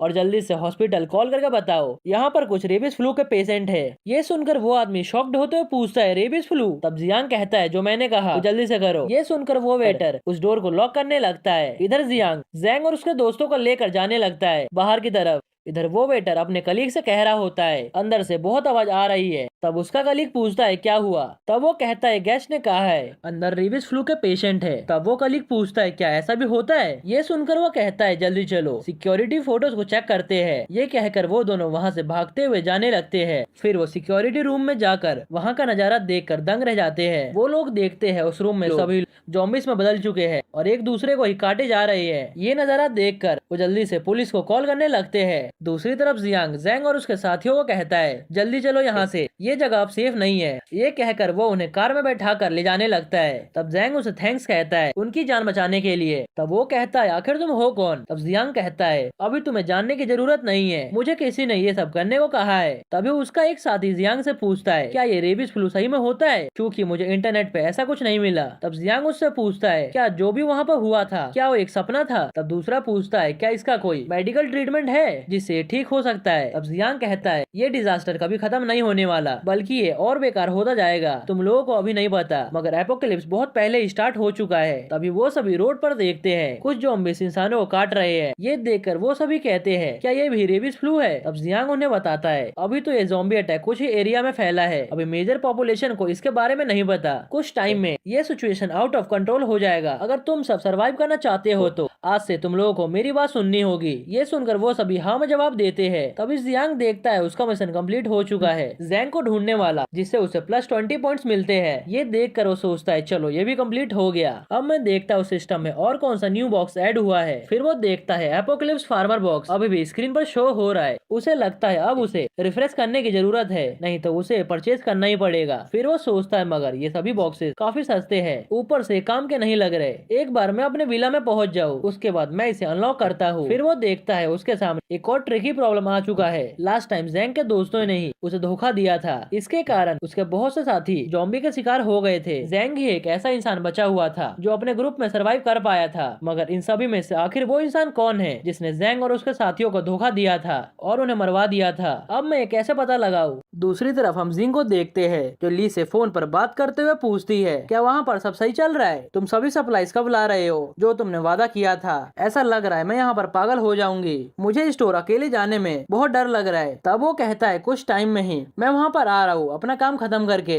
तभी वो अचानक से चिल्लाती है। उसकी आवाज सुनकर दूसरे साइड से ली पूछता है तुम्हें क्या हुआ। तब वो बताती है कोई बार बार डोर को नॉक करे जा रहा है, मैं चेक करके तुम्हें कॉल बैक करती हूँ। फिर उसे पता चलता है ये कोई और नहीं बल्कि उसकी दोस्त है। ये देखकर वो जल्दी से डोर ओपन करके चैन की सांस लेती है। फिर उसकी दोस्त बताती है जो फर्स्ट फ्लोर पर ग्रैंडपा रहते थे उन्हें लेकर चले गए। ये सुनकर जिंग पूछती है कौन लेकर कहाँ चला गया। फिर जिंग सोचते हुए कहती है तभी आज सुबह नीचे बहुत ही शोर हो रहा था। फिर उसकी दोस्त कहती है ऐसा लग रहा है जैसे रेबीज फ्लू बहुत ही डरावना वायरस है, क्या ली ने वो सप्लाईज पहुंचा दिया जो उसने प्रॉमिस किया था। तब वो ना में जवाब देती है। ये सुनकर वो कहती है मैंने बोला था ना मेंस पर कभी भी भरोसा मत करना, तुम मेरी बात सुनो और उसे कॉल करके बताओ कि जैंग के पास बहुत ज्यादा सप्लाईज पड़े हुए हैं। तब जिंग उससे पूछती है तुम्हें कैसे पता इस बारे में। तब वो कहती है लास्ट टाइम जब उसने हमें घर से निकाल दिया था तब मैंने उसके पीछे एक आदमी को लगाया था जिसने मुझे बताया रोज उसके फैक्ट्री में ड्रग्स सप्लाई पहुंचा रही है। ये सुनकर जिंग कहती है क्या उसे पहले से ही ज़ॉम्बीज के बारे में पता चल गया था।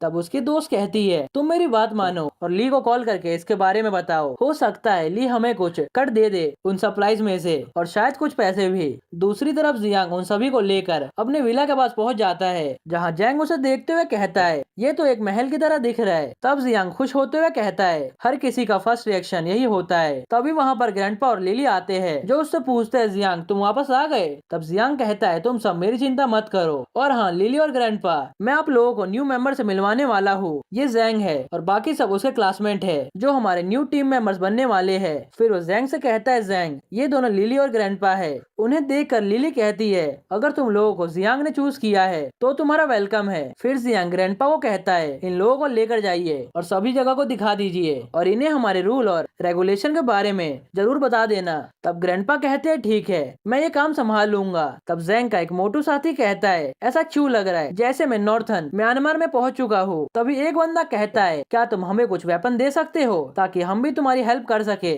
आने वाले टाइम में। ये सुनकर मोटू कहता है यिमी तुम्हें इतनी जल्दी क्या पड़ी है वेपन्स लेने की, पहले तुम्हें कम से कम इनका ट्रस्ट तो जीतना ही होगा। तब जियांग कहता है तुम चिंता मत करो तुम्हें वेपन्स कुछ दिनों में मिल जाएंगे। जाएंगे। तभी जियांग जैंग के एक साथी को देखता है जिसके सिर पर बॉटल टूटे थे। उसे देखते हुए वो कहता है, ऐसा लग रहा है जैसे इसकी कंडीशन सीरियस है, क्यों ना पहले हम उसे मेडिकल रूम में लेकर जाकर उसका ट्रीटमेंट करें। अब हम उन सभी को रूम में देखते हैं जहाँ येमी पूछता है, मोटू तुमने मुझे उस टाइम क्यों रोका था? अगर तुमने मुझे उस टाइम नहीं रोका होता तो अब तक हमें वेपन्स मिल चुके होते। अगर हमारे करंट सिचुएशन को देखा जाए तो वो हमें प्रोटेक्ट कर रहा है, मगर तुम्हें ये एक हाउस अरेस्ट की तरह फील नहीं हो रहा? तब मोटू कहता है, तुम ऐसा क्यों बोल रहे हो? उसने हमारी जान बचाई है, क्या तुम्हें दिखाई नहीं दे रहा? ये सुनकर येमी उससे पूछता है, क्या तुम्हें उसके बैकग्राउंड के बारे में पता है? उसने हमारी हेल्प क्यों की है? क्या वो झूठ बोल रहा है? तुमने देखा वो चोंग को कैसे ट्रीट कर रहा है? उसने कहा था वो मॉनिटर रूम में उसके इंजरीज को देखता रहेगा, मगर वो रूम एक प्रिजन की तरह सिक्योर दिख रहा है। क्या पता वो चोंग के ऑर्गन्स को निकाल कर बेचना चाहता हो। हमें पहले उसके ऊपर हमला करना पड़ेगा।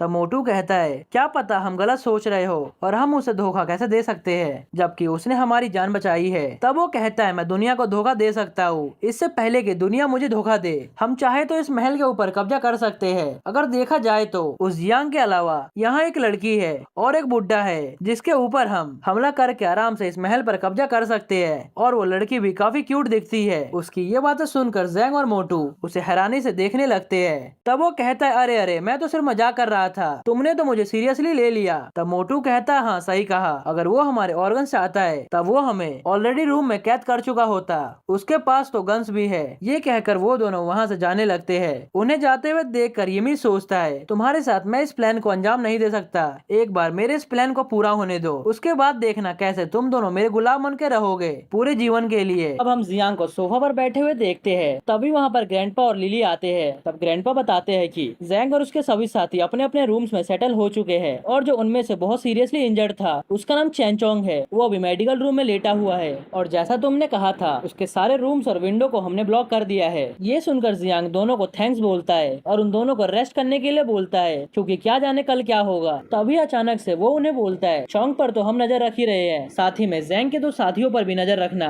मुझे ऐसा फील आ रहा है कि उन दोनों में से एक तो धोखेबाज है। ये सुनकर वो दोनों हाँ में जवाब देते हैं। अब हम जियांग को स्टोरेज रूम में देखते हैं जहाँ वो अपने स्क्रीन को ओपन करता है और उसमें से वही फार्मर वाला सप्लाई बॉक्स को ओपन करता है जिससे उसके 2 पॉइंट कट जाते हैं। उस बॉक्स में उसे शुगर, ऑयल एंड प्रोटीन मिलता है और साथ ही साथ वो 2-3 और बॉक्स को ओपन करता है जिससे उसके पास बहुत सारे सामान हो जाते हैं। ये देख कर सोचता है, इनमें से बहुत से सामान किसी काम के नहीं है, मुझे अभी पॉइंट्स को बचाना चाहिए ताकि आगे जाकर काम आ सके। और ये सीन नहीं कट होता है। अब हमें नेक्स्ट डे का सीन दिखाया जाता है जहाँ जियांग के विला के बाहर बहुत सारे गाड़ियाँ रुकती है और उन गाड़ियों में से बहुत से लोग निकलते हैं। तब उनमें से एक बंदा कॉल करके बोलता है, मैं पहुंच गया हूँ, एक बार एड्रेस कंफर्म कर लेते हैं। इधर सभी लोगों के हाथों में वेपन्स होते हैं। फिर जो बंदा कॉल पर होता है वो कंफर्म करते ही सबको गेट तोड़ने को बोलता है। ये सुनकर सभी बंदे गेट तोड़ने के लिए आगे बढ़ने लगते हैं और उसके बाद कड़ी मेहनत के बाद भी गेट पर एक भी खरोच नहीं आता। तब उनमें से अपने बॉस को बोलता है, बॉस ये गेट बहुत ही थिक है, जो हथियार हम लाए हैं उससे हम इस गेट को तोड़ नहीं सकते। ये वही बंदा होता है जिस बंदे के गाड़ी को जियांग ने टक्कर मारा था।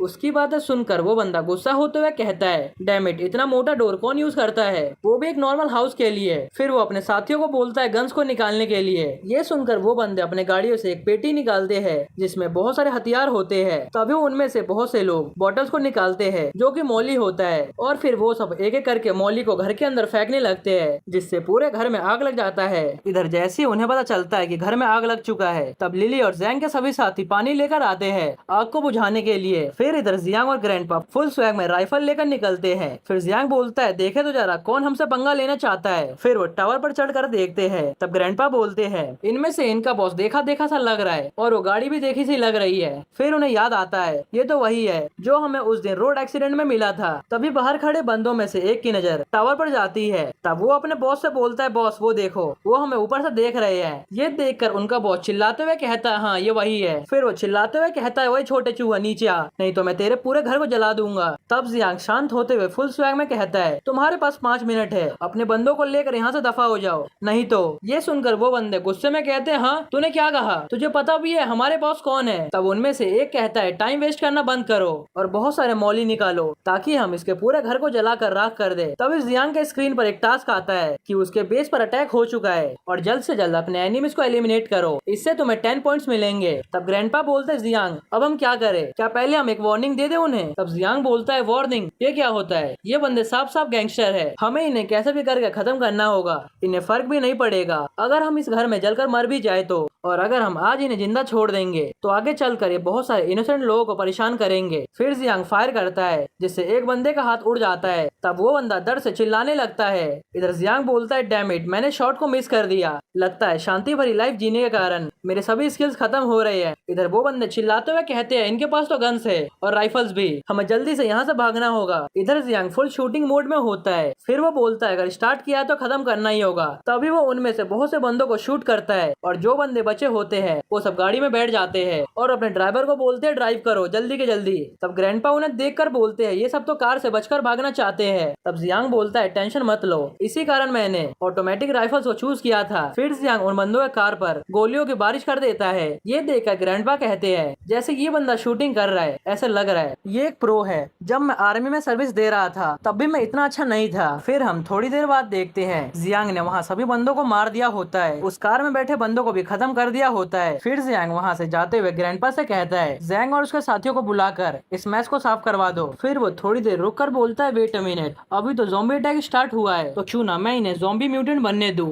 और इनका यूज करो ग्रैंडपा और लिली को प्रैक्टिस करवाने के लिए। फिर वो ग्रैंडपा से कहता है रहने दो, अभी हमें रश नहीं करना चाहिए, इन्हें वहाँ पर वैसे ही पड़े रहने दो, मेरे पास उनके लिए कुछ दूसरे प्लान्स है। और ये सीन नहीं कट होता है, अब हमें बहुत सारे गाड़ियों को जियांग के विला की तरफ आते हुए दिखाया जाता है। फिर हमें पता चलता है उस गाड़ी में ली बैठा होता है और उसके साथ ली और उसके दोस्त भी होती है। तब उसकी दोस्त बोलती है अगले ही टर्न में उसका घर है। इधर जिंग उसे देखते हुए सोचती है जब जब ये ली के आसपास रहती है तब ये नौटंकी करती है, इसे लगता है कि मुझे इसके एक्ट के बारे में पता नहीं होगा, मुझे पता है ये किसके फिराक में पड़ी है। तभी ली विला के पास पहुंचकर जिंग से कहता है मैं यहाँ पर तुम्हारा वेट करूंगा, तुम उसके विला में एंटर करते ही मुझे मैसेज कर देना, मैं वहाँ पर अपने बंदों को लेकर आ जाऊंगा। ये सुनकर जिंग बाहर निकलते हुए अपने दोस्त को भी अपने साथ चलने के लिए कहती है। तब उसके दोस्त बोलती है मैं यहीं पर तुम्हारा वेट करती हूँ, लेकिन जिंग बोलती है नहीं तुम्हें भी चलना पड़ेगा और उसका हाथ खींचकर बाहर निकालने लगती है और कहती है कि मुझे नहीं पता आखिर उसका विला कहाँ पर है और तुम ही तो मुझे बताओगी। फिर वो दोनों आगे जाने लगते हैं। इधर ली अपने आदमियों को कॉल करके रेडी रहने के लिए कहता है। फिर वो कहता है जैसे मैं कार को स्टार्ट करूँ वैसे तुम सब आ जाना। तब उधर से दूसरा बंदा हाँ में जवाब देता है। इधर वो दोनों जा रहे होते हैं, तभी उसके दोस्त कहती है आखिर तुम मुझे इन सब में क्यों घसीट रही हो। तब जिंग कहती है मुझे तुम्हारे बारे में पता है, तुम एक लोमड़ी हो, तुम्हें क्या लगता है मैं तुम्हारे छीप से ट्रिक्स में फंस जाऊंगी। ये सुनकर उसकी दोस्त कहती है तुम मुझे गलत समझ रही हो, मैं इतना तैयार होकर इसलिए आई थी ताकि मैं उस लूजर जियांग को फंसा सकूं। तभी वो दोनों आगे देखते हैं जहाँ पर खाली डेड बॉडीज पड़ी हुई थी। ये देखकर उसकी दोस्त कहती है आखिर यहाँ हुआ क्या था, क्या यहाँ पर शूट आउट हुआ था। और वो डरते हुए कहती है लगता है ये सब मर चुके हैं, क्या हम दोनों वापस चले। तब जिंग कहती है इनके ब्लड को देखकर ऐसा लग रहा है जैसे बहुत पहले से मर चुके हैं, क्या ये सब लोग भी जियांग के सप्लाई के लिए फाइट कर रहे थे, शायद जियांग पहले ही मर चुका होगा। तब उसकी दोस्त कहती है हमें उसके दर्द से मतलब नहीं है, हमें तो बस पता करना है कि सप्लाईज कहाँ पर है। फिर वो कहती है शायद हमें वापस चलना चाहिए और ली को ये सब हैंडल करने के लिए बोलना चाहिए। तभी हम देखते हैं उनमें से एक इंसान ज़ॉम्बी बन चुका होता है। फिर वो दोनों गेट पर जाकर गेट को नॉक करते हैं लेकिन दरवाजा नहीं खुलता। तब वो गुस्सा होते हुए गेट पर हाथ मारते हैं, शिट ये गेट कितना टाइट है। फिर उसकी दोस्त बोलती है डोर बंद है, इसका मतलब जियांग भी जिंदा होगा। तभी ऊपर से किसी की आवाज आती है ओए तुम दोनों। ये देखकर वो दोनों ऊपर देखते हैं। तभी ऊपर से लिली कहती है तुम सब हो कौन और तुम्हें हमारे प्लेस के बारे में कैसे पता। तब उसकी दोस्त कहती है छोटी बच्ची हम जियांग के दोस्त है। और जिंग बोलती है मैं जियांग की गर्लफ्रेंड हूँ। ये सुनकर लिली जियांग को बुलाती है ब्रदर जियांग, यहाँ पर दो लड़कियां आई है जिनमें से एक कह रही है कि वो आपकी गर्लफ्रेंड है। इधर जिंग गुस्सा होते हुए सोचती है अच्छा ये बात है, इसने पहले से ही गर्लफ्रेंड बना रखा है इसीलिए इसका एटीट्यूड इतना चेंज हो गया था। तब उसकी दोस्त उसे शांत करवाते हुए कहती है अपनी मूड को ठीक करो, हमें जियांग को मनाना भी है विला में एंटर करने के लिए। तब जिंग कहती है टेंशन मत लो, ली अपने साथ पिस्टल भी लाया है और जैसे ही डोर ओपन होगा हम इस पर अटैक कर देंगे। तभी वहाँ जियांग आता है जो उन्हें देखकर कहता है ओए तुम दोनों यहाँ पर क्या कर रहे हो। फिर वो अपने माइंड आई को एक्टिवेट करता है जहाँ वो देखता है कि वो दोनों उसे बिल्कुल भी खुश नहीं होते हैं और वो उसे धोखा देने के लिए आए होते हैं। तभी जिंग की दोस्त उसे इम्प्रेस करते हुए कहती है हेलो जियांग हम तो तुम्हारे दोस्त है, क्या तुम हमें अंदर नहीं आने दोगे? बाहर बहुत ही शोर हो रहा है और हमें तुम्हारी चिंता हो रही थी। क्या तुम हमारी चिंता नहीं करते? ये सुनकर जियान हंसते हुए कहता है, तुम्हें मेरी चिंता हो रही थी? ये कितना फनी है। अगर मैं गलत नहीं हूँ तो वो बुढ़ा ली भी आसपास ही होगा, है ना? और वो कितने बंदों को अपने साथ लाया है और उनके पास कौन कौन से वेपन्स है? ये सुनकर वो दोनों शॉक्ड होते हुए सोचती है, आखिर इसे कैसे पता कि हमारे साथ ली भी आया है। तभी जियांग उन दोनों पर गोलियों की बारिश कर देता है। ये देखकर वो दोनों उछलने लगती है और उसे चिल्लाकर कहती है, क्या तुम पागल हो गए हो? तुमने हमें मार ही दिया था। तब उसकी दोस्त उसे शांत करवाते हुए कहती है, शांत हो जाओ, उसे प्रोवोक मत करो, उसके पास गन भी है। तब जिंग चिल्लाते हुए कहती है, इससे डरने की क्या बात है, अगर हिम्मत है तो हमें शूट करके दिखाए। ये सुनकर जियांग हंसते हुए कहता है, शूट कर दूं? ये मेरे लिए बहुत ही आसान है, तुम दोनों को शूट करना। तभी उन्हें पीछे से कुछ साउंड सुनाई देता है। ये देखकर वो दोनों पीछे देखते हैं। तब वो देखते हैं कि उनमें से एक बंदा ज़ॉम्बी बन गया था और वो उठकर खड़ा हो जाता है। ये देखकर वो दोनों डरते हुए कहती है, आखिर ये क्या है? क्या ये रेबीज फ्लू का पेशेंट है? रेबीज फ्लू से मरा हुआ भी इंसान जिंदा हो सकता है। ये देखकर जियांग यहाँ खुश होते हुए कहता है, मैं इन्हें ऐसे ही छोड़ दूंगा ताकि ये दोनों मर जाएंगे। इधर वो ज़ॉम्बीज उन दोनों पर अटैक कर देते हैं। तब वो दोनों बचकर वहाँ से भागने लगती है। तब ली को उनकी आवाज सुनाई देती है। ये देखकर उन दोनों को कार से देखता है। तब वो देखता है कि उनके पीछे बहुत सारे ज़ॉम्बीज आ रहे होते हैं। इधर जिंग चिल्लाते हुए कहती है, ली प्लीज हमें बचाओ, और उसके दोस्त तो रोने लगती है। तब ली चिल्लाते हुए कहता है, डैम इट, आखिर यहाँ रेबीज फ्लू के पेशेंट आए कैसे? फिर वो अपने साथियों को वहाँ से भागने के लिए कहता है, क्योंकि यहाँ पर रेबीज फ्लू के बहुत सारे पेशेंट होते हैं। और वो अपने गाड़ी को मोड़कर उन दोनों को पीछे ही छोड़कर जाने लगता है। ये देखकर जिंग चिल्लाते हुए कहती है, बास्टर्ड ली, तुम कहाँ जा रहे हो? मुझे ऐसी मौत नहीं मरना। इधर जिंग भागते हुए कहती है, मैं ऐसे तो नहीं मरूंगी। तभी वो अचानक से अपने बैग को अपने दोस्त के पैरों में फंसाकर वहाँ से भागने लगती है, जिस कारण उसकी दोस्त गिर जाती है और सारे ज़ॉम्बीज उस पर अटैक कर देते हैं। भाई देख रहे हो कितनी गद्दार है लड़की। इधर वो सारे ज़ॉम्बीज उसे खाने लगते हैं। तब उसकी दोस्त चिल्लाते हुए कहती है, भी तू एक बहुत ही बुरी मौत मरेगी, और इसी के साथ इसका काम तमाम हो जाता है। इधर जिंग भागते हुए कहती है, तू ये डिजर्व करती है। अब हमें जियांग को दिखाया जाता है, जिसके सिस्टम पर आता है कि उसका मिशन कंप्लीट हो चुका है और वो दोनों उन्हें ही देख रहे होते हैं। इधर लिली उन्हें देखकर थोड़ा डरती है। फिर वो बोलती है, आखिर वो मरे हुए इंसान ज़ॉम्बीज कैसे बन गए? मैंने उन्हें अपने आंखों से मरते हुए देखा था, फिर वो ज़ॉम्बीज कैसे बन गए? मुझे बिलीव नहीं हो रहा। तब जियांग उसे बताता है, हमारे आसपास के एयर में एक अजीब सा इन्फेक्शन फैल चुका है, जिस कारण जो भी लोग मर चुके हैं या फिर जो भी लोग इंजर्ड है या फिर जिसका इम्यूनिटी बहुत ही कम है, वो बहुत ही आसानी से इन्फेक्टेड हो जा रहा है और ज़ॉम्बी म्यूटेंट बन जा रहा है। ये सुनकर लिली शॉक्ड होते हुए कहती है, अच्छा ऐसी बात है। तब जियांग वहाँ से जाते हुए कहता है, अभी क्या अभी एक मीटिंग बुलाओ। अब हमें उन सभी को एक रूम में दिखाया जाता है जहाँ वो सभी मीटिंग कर रहे होते हैं। तभी जियांग कहता है, आने वाले 2 दिनों तक अपने आप को एक रूम में बंद कर लो और उस रूम के दरवाजे और खिड़कियों को टाइटली बंद कर लो, और जितना कर सको उतना अपने आसपास के माहौल को और वहाँ की हवा को अडेप्ट कर लो ताकि तुम ज़ॉम्बी बनने से बच सको, और जितना हो सके अपने बॉडी को ग्रेजुअली अडेप्ट होने दो ताकि तुम ज़ॉम्बीज ना बनो। ये सुनकर जैंग कहता है, लेकिन चोंग का क्या होगा? अब हम चोंग को देखते हैं जो कि मेडिकल रूम में एक बेड पर लेटा हुआ होता है। तभी हम उसके हाथ को देखते हैं जहाँ उसके अंदर भी ज़ॉम्बी साइंस आने स्टार्ट हो गए थे और वो धीरे धीरे ज़ॉम्बी बनने लगा था। और ये सीन यही कट होता है। अब हमें सिटी का सीन दिखाया जाता है जहाँ हर तरफ डिस्ट्रक्शन हो रहा होता है और लोग इधर से उधर भाग रहे होते हैं अपनी जान बचाने के लिए। तभी एक बंदा बिल्डिंग से बाहर देखते हुए कहता है, बाहर तो बहुत ज्यादा हलचल हो रहा है, और ये बंदा कोई और नहीं बल्कि टैंक का दोस्त होता है जिससे जियांग ने डील किया था। फिर वो अपने वाइफ और बच्चों से कहता है, मुझे वेयर हाउस जाना होगा सप्लाईज को लाने के लिए, और तुम दोनों अपना ख्याल रखना और घर पे ही रहना, और मेरे आने तक दरवाजे को मत खोलना चाहे कुछ भी क्यों ना हो जाए। तभी उन्हें कुछ आवाज सुनाई देती है। ये सुनकर वो बंदा अपने वाइफ और बच्चों को शांत कराते हुए और एक रॉड उठाते हुए गेट को खोलता है, जहाँ वो देखता है कि गेट पर टैंक होता है। ये देखकर वो चैन की सांस लेता है और फिर जैसे वो दरवाजे को पूरा खोलता है तभी उसके ऊपर टैंक लात मारता है, जिससे वो बंदा नीचे गिर जाता है। और इसी के साथ उस घर में बहुत सारे लोग एंटर करते हैं और टैंक को मारने लगते हैं। इधर वो बंदा चिल्ला रहा था, प्लीज मुझे जाने दो, और वो टैंक से कहता है, टैंक ये तुम क्या कर रहे हो? मैंने तुम्हें कितने अच्छे से ट्रीट किया था। ये सुनकर टैंक कहता है, क्या कहा तुमने? एक बार फिर से कहना। तुमने तो पूरी जिंदगी मुझे नीचा देखा है। तब वो बंदा कहता है, क्या तुम्हें पता भी है मेरे बिना तुम कुछ भी नहीं हो, मेरे कारण ही तुमने अपने घर का डाउन पेमेंट किया था। ये सुनकर टैंक चिल्लाते हुए कहता है, हाँ मैंने लिया था, लेकिन तुमने मुझसे ना जाने कितना प्रॉफिट किया है। अब बहुत बातें हो गई, अब मुझे जल्दी से अपने वेयर हाउस का चाबी दो और उसका एड्रेस बताओ। ये सुनकर वो बंदा कुछ भी नहीं बोलता। ये देखकर टैंक हंसते हुए उसके वाइफ को देखता है और बोलता है, अब भी तुम जिद्दी बन रहे हो? फिर वो उसके वाइफ के बालों को पकड़ते हुए कहता है, यहाँ देखो। ये देखकर उसका बच्चा रोने लगता है और बोलता है, प्लीज मेरी मम्मी को जाने दो। तब टैंग उस बच्चे को एक चाटा मारता है जिससे वो बच्चा दूर जाकर गिरता है। ये देखकर वो बंदा गुस्सा होने लगता है और बोलता है हिम्मत है तो मुझसे लड़ो, देखते हैं तुम्हारे में कितना गट्स है। तब टैंग हंसते हुए कहता है चिंता मत करो, जब तक तुम हमारे साथ कोऑपरेट करोगे तब तक तुम्हारे वाइफ और बच्चे सेफ है। अब जल्दी बताओ तुम्हारा वेयर हाउस किधर है। अब हमें वेयर हाउस का सीन दिखाया जाता है जहाँ वो सभी वेयर हाउस जाते हैं, जहाँ वो सामान देखकर कहते हैं क्या तुम्हारे पास इतना ही बचा है। तब वो बंदा कहता है तुमने ही तो मुझे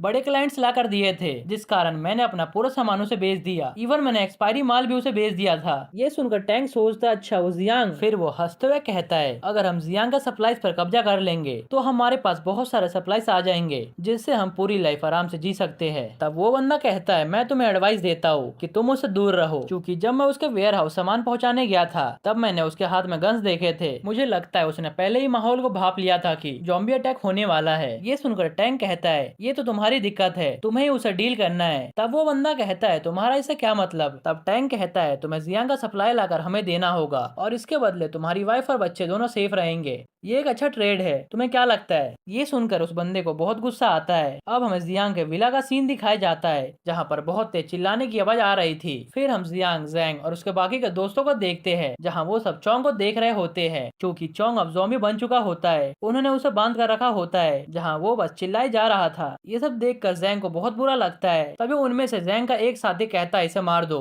ये सुनकर जियांग को थोड़ा उस पर शक होता है। तब जैंग उससे कहता है अभी तुमने क्या कहा। तब इमी उसे बताता है ये पहली मर चुका है, अगर तुम इसे अभी नहीं मारोगे तो ये कैसे न कैसे फ्री हो जाएगा जिससे हमारी जान भी खतरे में पड़ जाएगी। तभी मोटू साथी कहता है ये हमारा भाई है और तुम कह रहे हो कि हम इसे मार दे। तभी जियांग कहता है वैसे ये कह तो सही रहा है, अगर कोई ज़ॉम्बी बन जाता है तब उसके रिकवरी के चांस बहुत कम होते हैं। ये सुनकर वो मोटू शॉक्ड होता है। तभी जियांग अपने पॉकेट से एक नाइफ निकालता है और उसे इमी को देते हुए कहता है इसका यूज करो और इसे मार दो। ये देखकर वो बंदा डरते हुए कहता है ये तुम क्या कह रहे हो। तब जियांग कहता है मैंने कहा मार दो। तब वो बंदा चाकू को ले लेता है और उसे देखते हुए थोड़ा हेसिटेट करता है। तभी उसके पास जियांग आता है और उससे कहता है तुम स्टार्टिंग से ही वेपन मांग रहे थे है ना, अब इस वेपन को पकड़ो और उसे दर से छुटकारा दिला दो। तभी वहाँ पर जैंग आता है जो उसे नाइफ छीन लेता है और उस नाइफ को पकड़ते हुए कहता है ब्रदर जियांग मैं ये काम करूंगा। और ये सुनकर जियांग कहता है अच्छा ऐसी बात है, ठीक है फिर ये लो चाकू। अब हम जैंग को देखते हैं जो कि बहुत ज्यादा परेशान दिख रहा था। उसने सोच तो लिया था कि वो अपने दोस्त को मार देगा लेकिन वो बहुत ज्यादा हेसिटेट कर रहा था।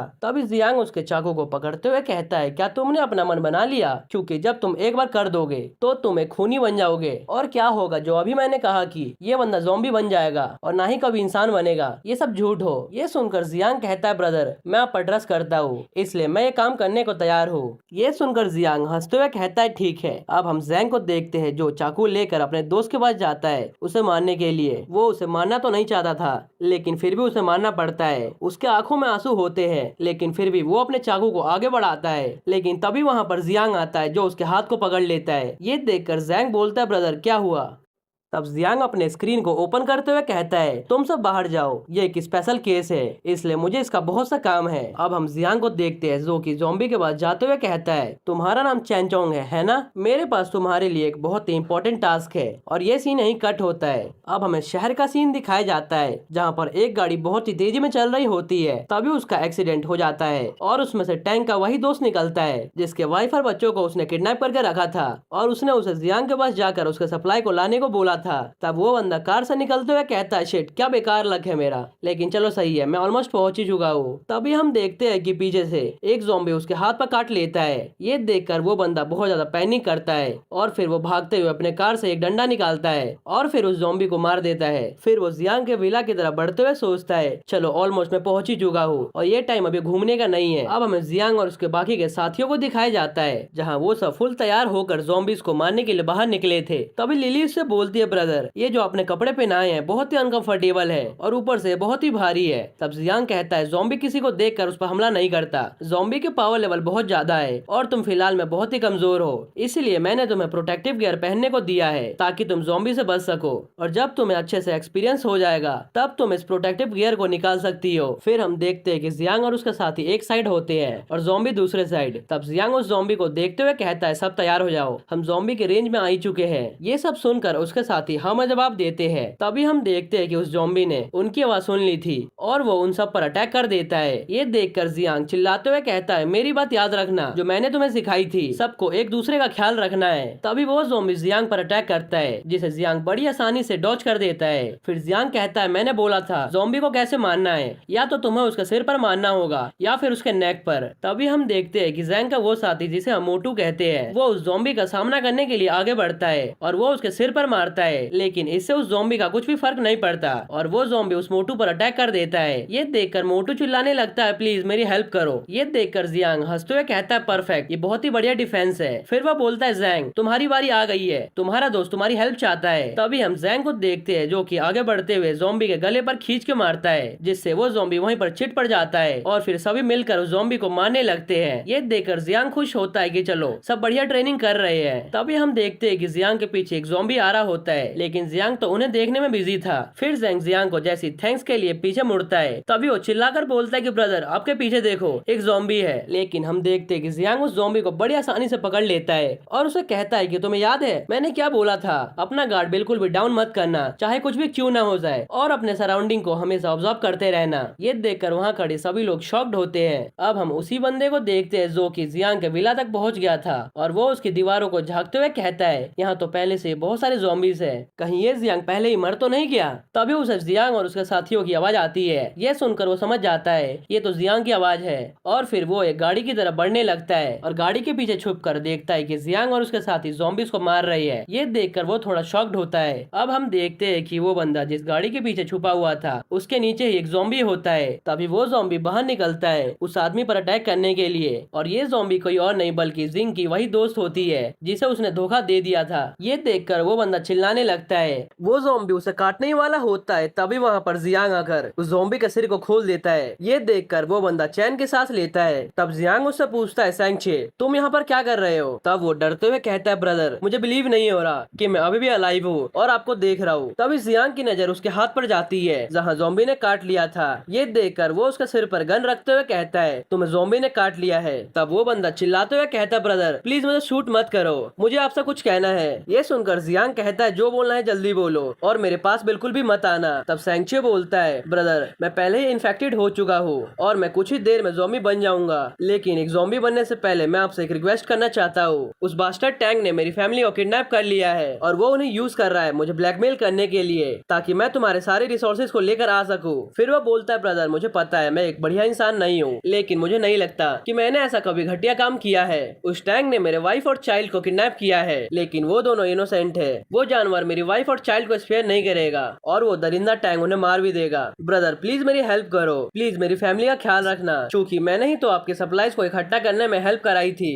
ये सुनकर जियांग को लगता है कि हाँ कह तो सही रहा है, बेशक इसने अपने प्रॉफिट के लिए काम किया था, लेकिन इसने मेरी बहुत ही हेल्प की है। फिर वो अपने महल को देखते हुए सोचता है, इस विला में बहुत जगह है जहाँ पर बहुत से लोग रह सकते हैं, लेकिन इस विला में बस एक ही वुमेन है, तो मुझे इसे बैलेंस करना होगा। तभी उसके स्क्रीन पर डिंग बजता है, इसका मतलब उसे एक नया टास्क मिला है। उस टास्क को देखकर जियांग सोचता है, ये तो बहुत ही बढ़िया ऑफर है। सिस्टम में टास्क था कि उसकी वाइफ और चाइल्ड को बचाना है और उन्हें अपने विला में रखना है, इससे उससे 25 पॉइंट मिलेंगे। फिर वो सैंगचे से कहता है, चिंता मत करो, मैं तुम्हारे वाइफ और चाइल्ड की अच्छे से देखभाल करूंगा। ये सुनकर सैंगचे खुश होते हुए कहता है, सच में थैंक यू ब्रदर। और फिर वो अपने घुटने पर बैठते हुए कहता है, ये सैंगचे आपको इस जिंदगी में रिपे तो नहीं कर सकता, लेकिन अगली लाइफ में मैं आपका एक बहुत ही लॉयल सर्वेंट बनूंगा। और फिर वो जियांग को अपने आप को शूट करने को बोलता है। ये सुनकर जियांग बोलता है, क्या? तब सैंगचे बोलता है, प्लीज मुझे शूट कर दो ताकि मैं ज़ॉम्बी ना बन सकूं। अगर मैं ज़ॉम्बी बन जाऊंगा तो क्या पता मैं ही अपनी फैमिली पर अटैक कर दूं और उनकी जान को खतरा हो। ये सुनकर जियांग थोड़ा सोचता है। फिर वो लिली से कहता है, जल्दी से स्टोर रूम से एक बाइक निकालो। फिर वो सैंगचे से कहता है, कहीं दूर चले जाओ जहाँ पर लोग ना हो और अपने आप को छुपा लो ताकि तुम आइसोलेट हो सको।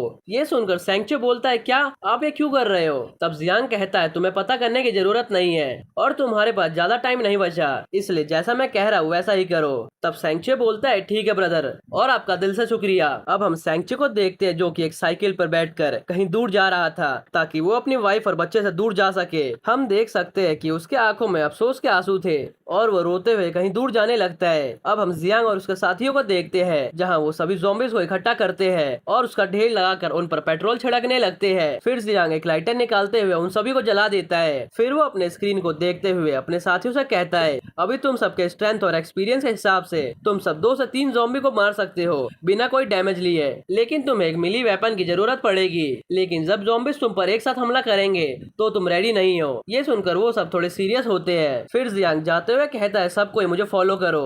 अब वो अपने विला के गेट पर पहुंचता है और वो ग्रैंडपा का नाम बुलाता है। ये सुनकर ग्रैंडपा बोलते हैं, क्या हुआ जियांग? तब वो ग्रैंडपा को एक चाबी देते हुए कहता है, ये है स्टोर रूम की चाबी जहाँ पर सारे वेपन्स रखे हुए हैं और मैं आज रात सिटी की तरफ जाने वाला हूँ, इसलिए इस विला की सेफ्टी आप ही के हाथ में है। अब ग्रैंडपा उस चाबी को लेते हुए कहते हैं, पूरा सिटी एक मैड हाउस बन चुका होगा और तुम अकेले जा रहे हो। तभी जैंग और उसका मोटू साथी बोलता है, ब्रदर हम भी आपके साथ चलेंगे। लेकिन हम देखते हैं कि वो बंदा जिसका नाम इमी है वो जाने को तैयार नहीं था। ये सुनकर जियांग बोलता है, नहीं कोई जरूरत नहीं है, अभी तुम सब डेंजर को फील करने के लायक नहीं हो, मैं ही अकेले जाऊंगा और अगर तुम सब मेरे साथ जाओगे तो तुम सब बस मेरे लिए बर्डन रहोगे। फिर वो ग्रैंडपा से कहता है, ग्रैंडपा मैं आप पर भरोसा रखता हूँ। ये सुनकर ग्रैंडपा बोलते हैं, डोंट वरी और तुम सेफ जाना। अब हम जियांग को कार में देखते हैं जहाँ वो अपने स्क्रीन को ओपन करता है। फिर वो देखता है कि उसका सिस्टम स्टोर बहुत ही एम्प्टी है। ये देखकर वो सोचता है, सिस्टम स्टोर अपडेट तो बहुत ही स्लो है। और फिर वो मनी मन सोचता है, ये मिशन बहुत ही हार्ड है, इसलिए मैं अपने सिस्टम को रिफ्रेश करना चाहूंगा,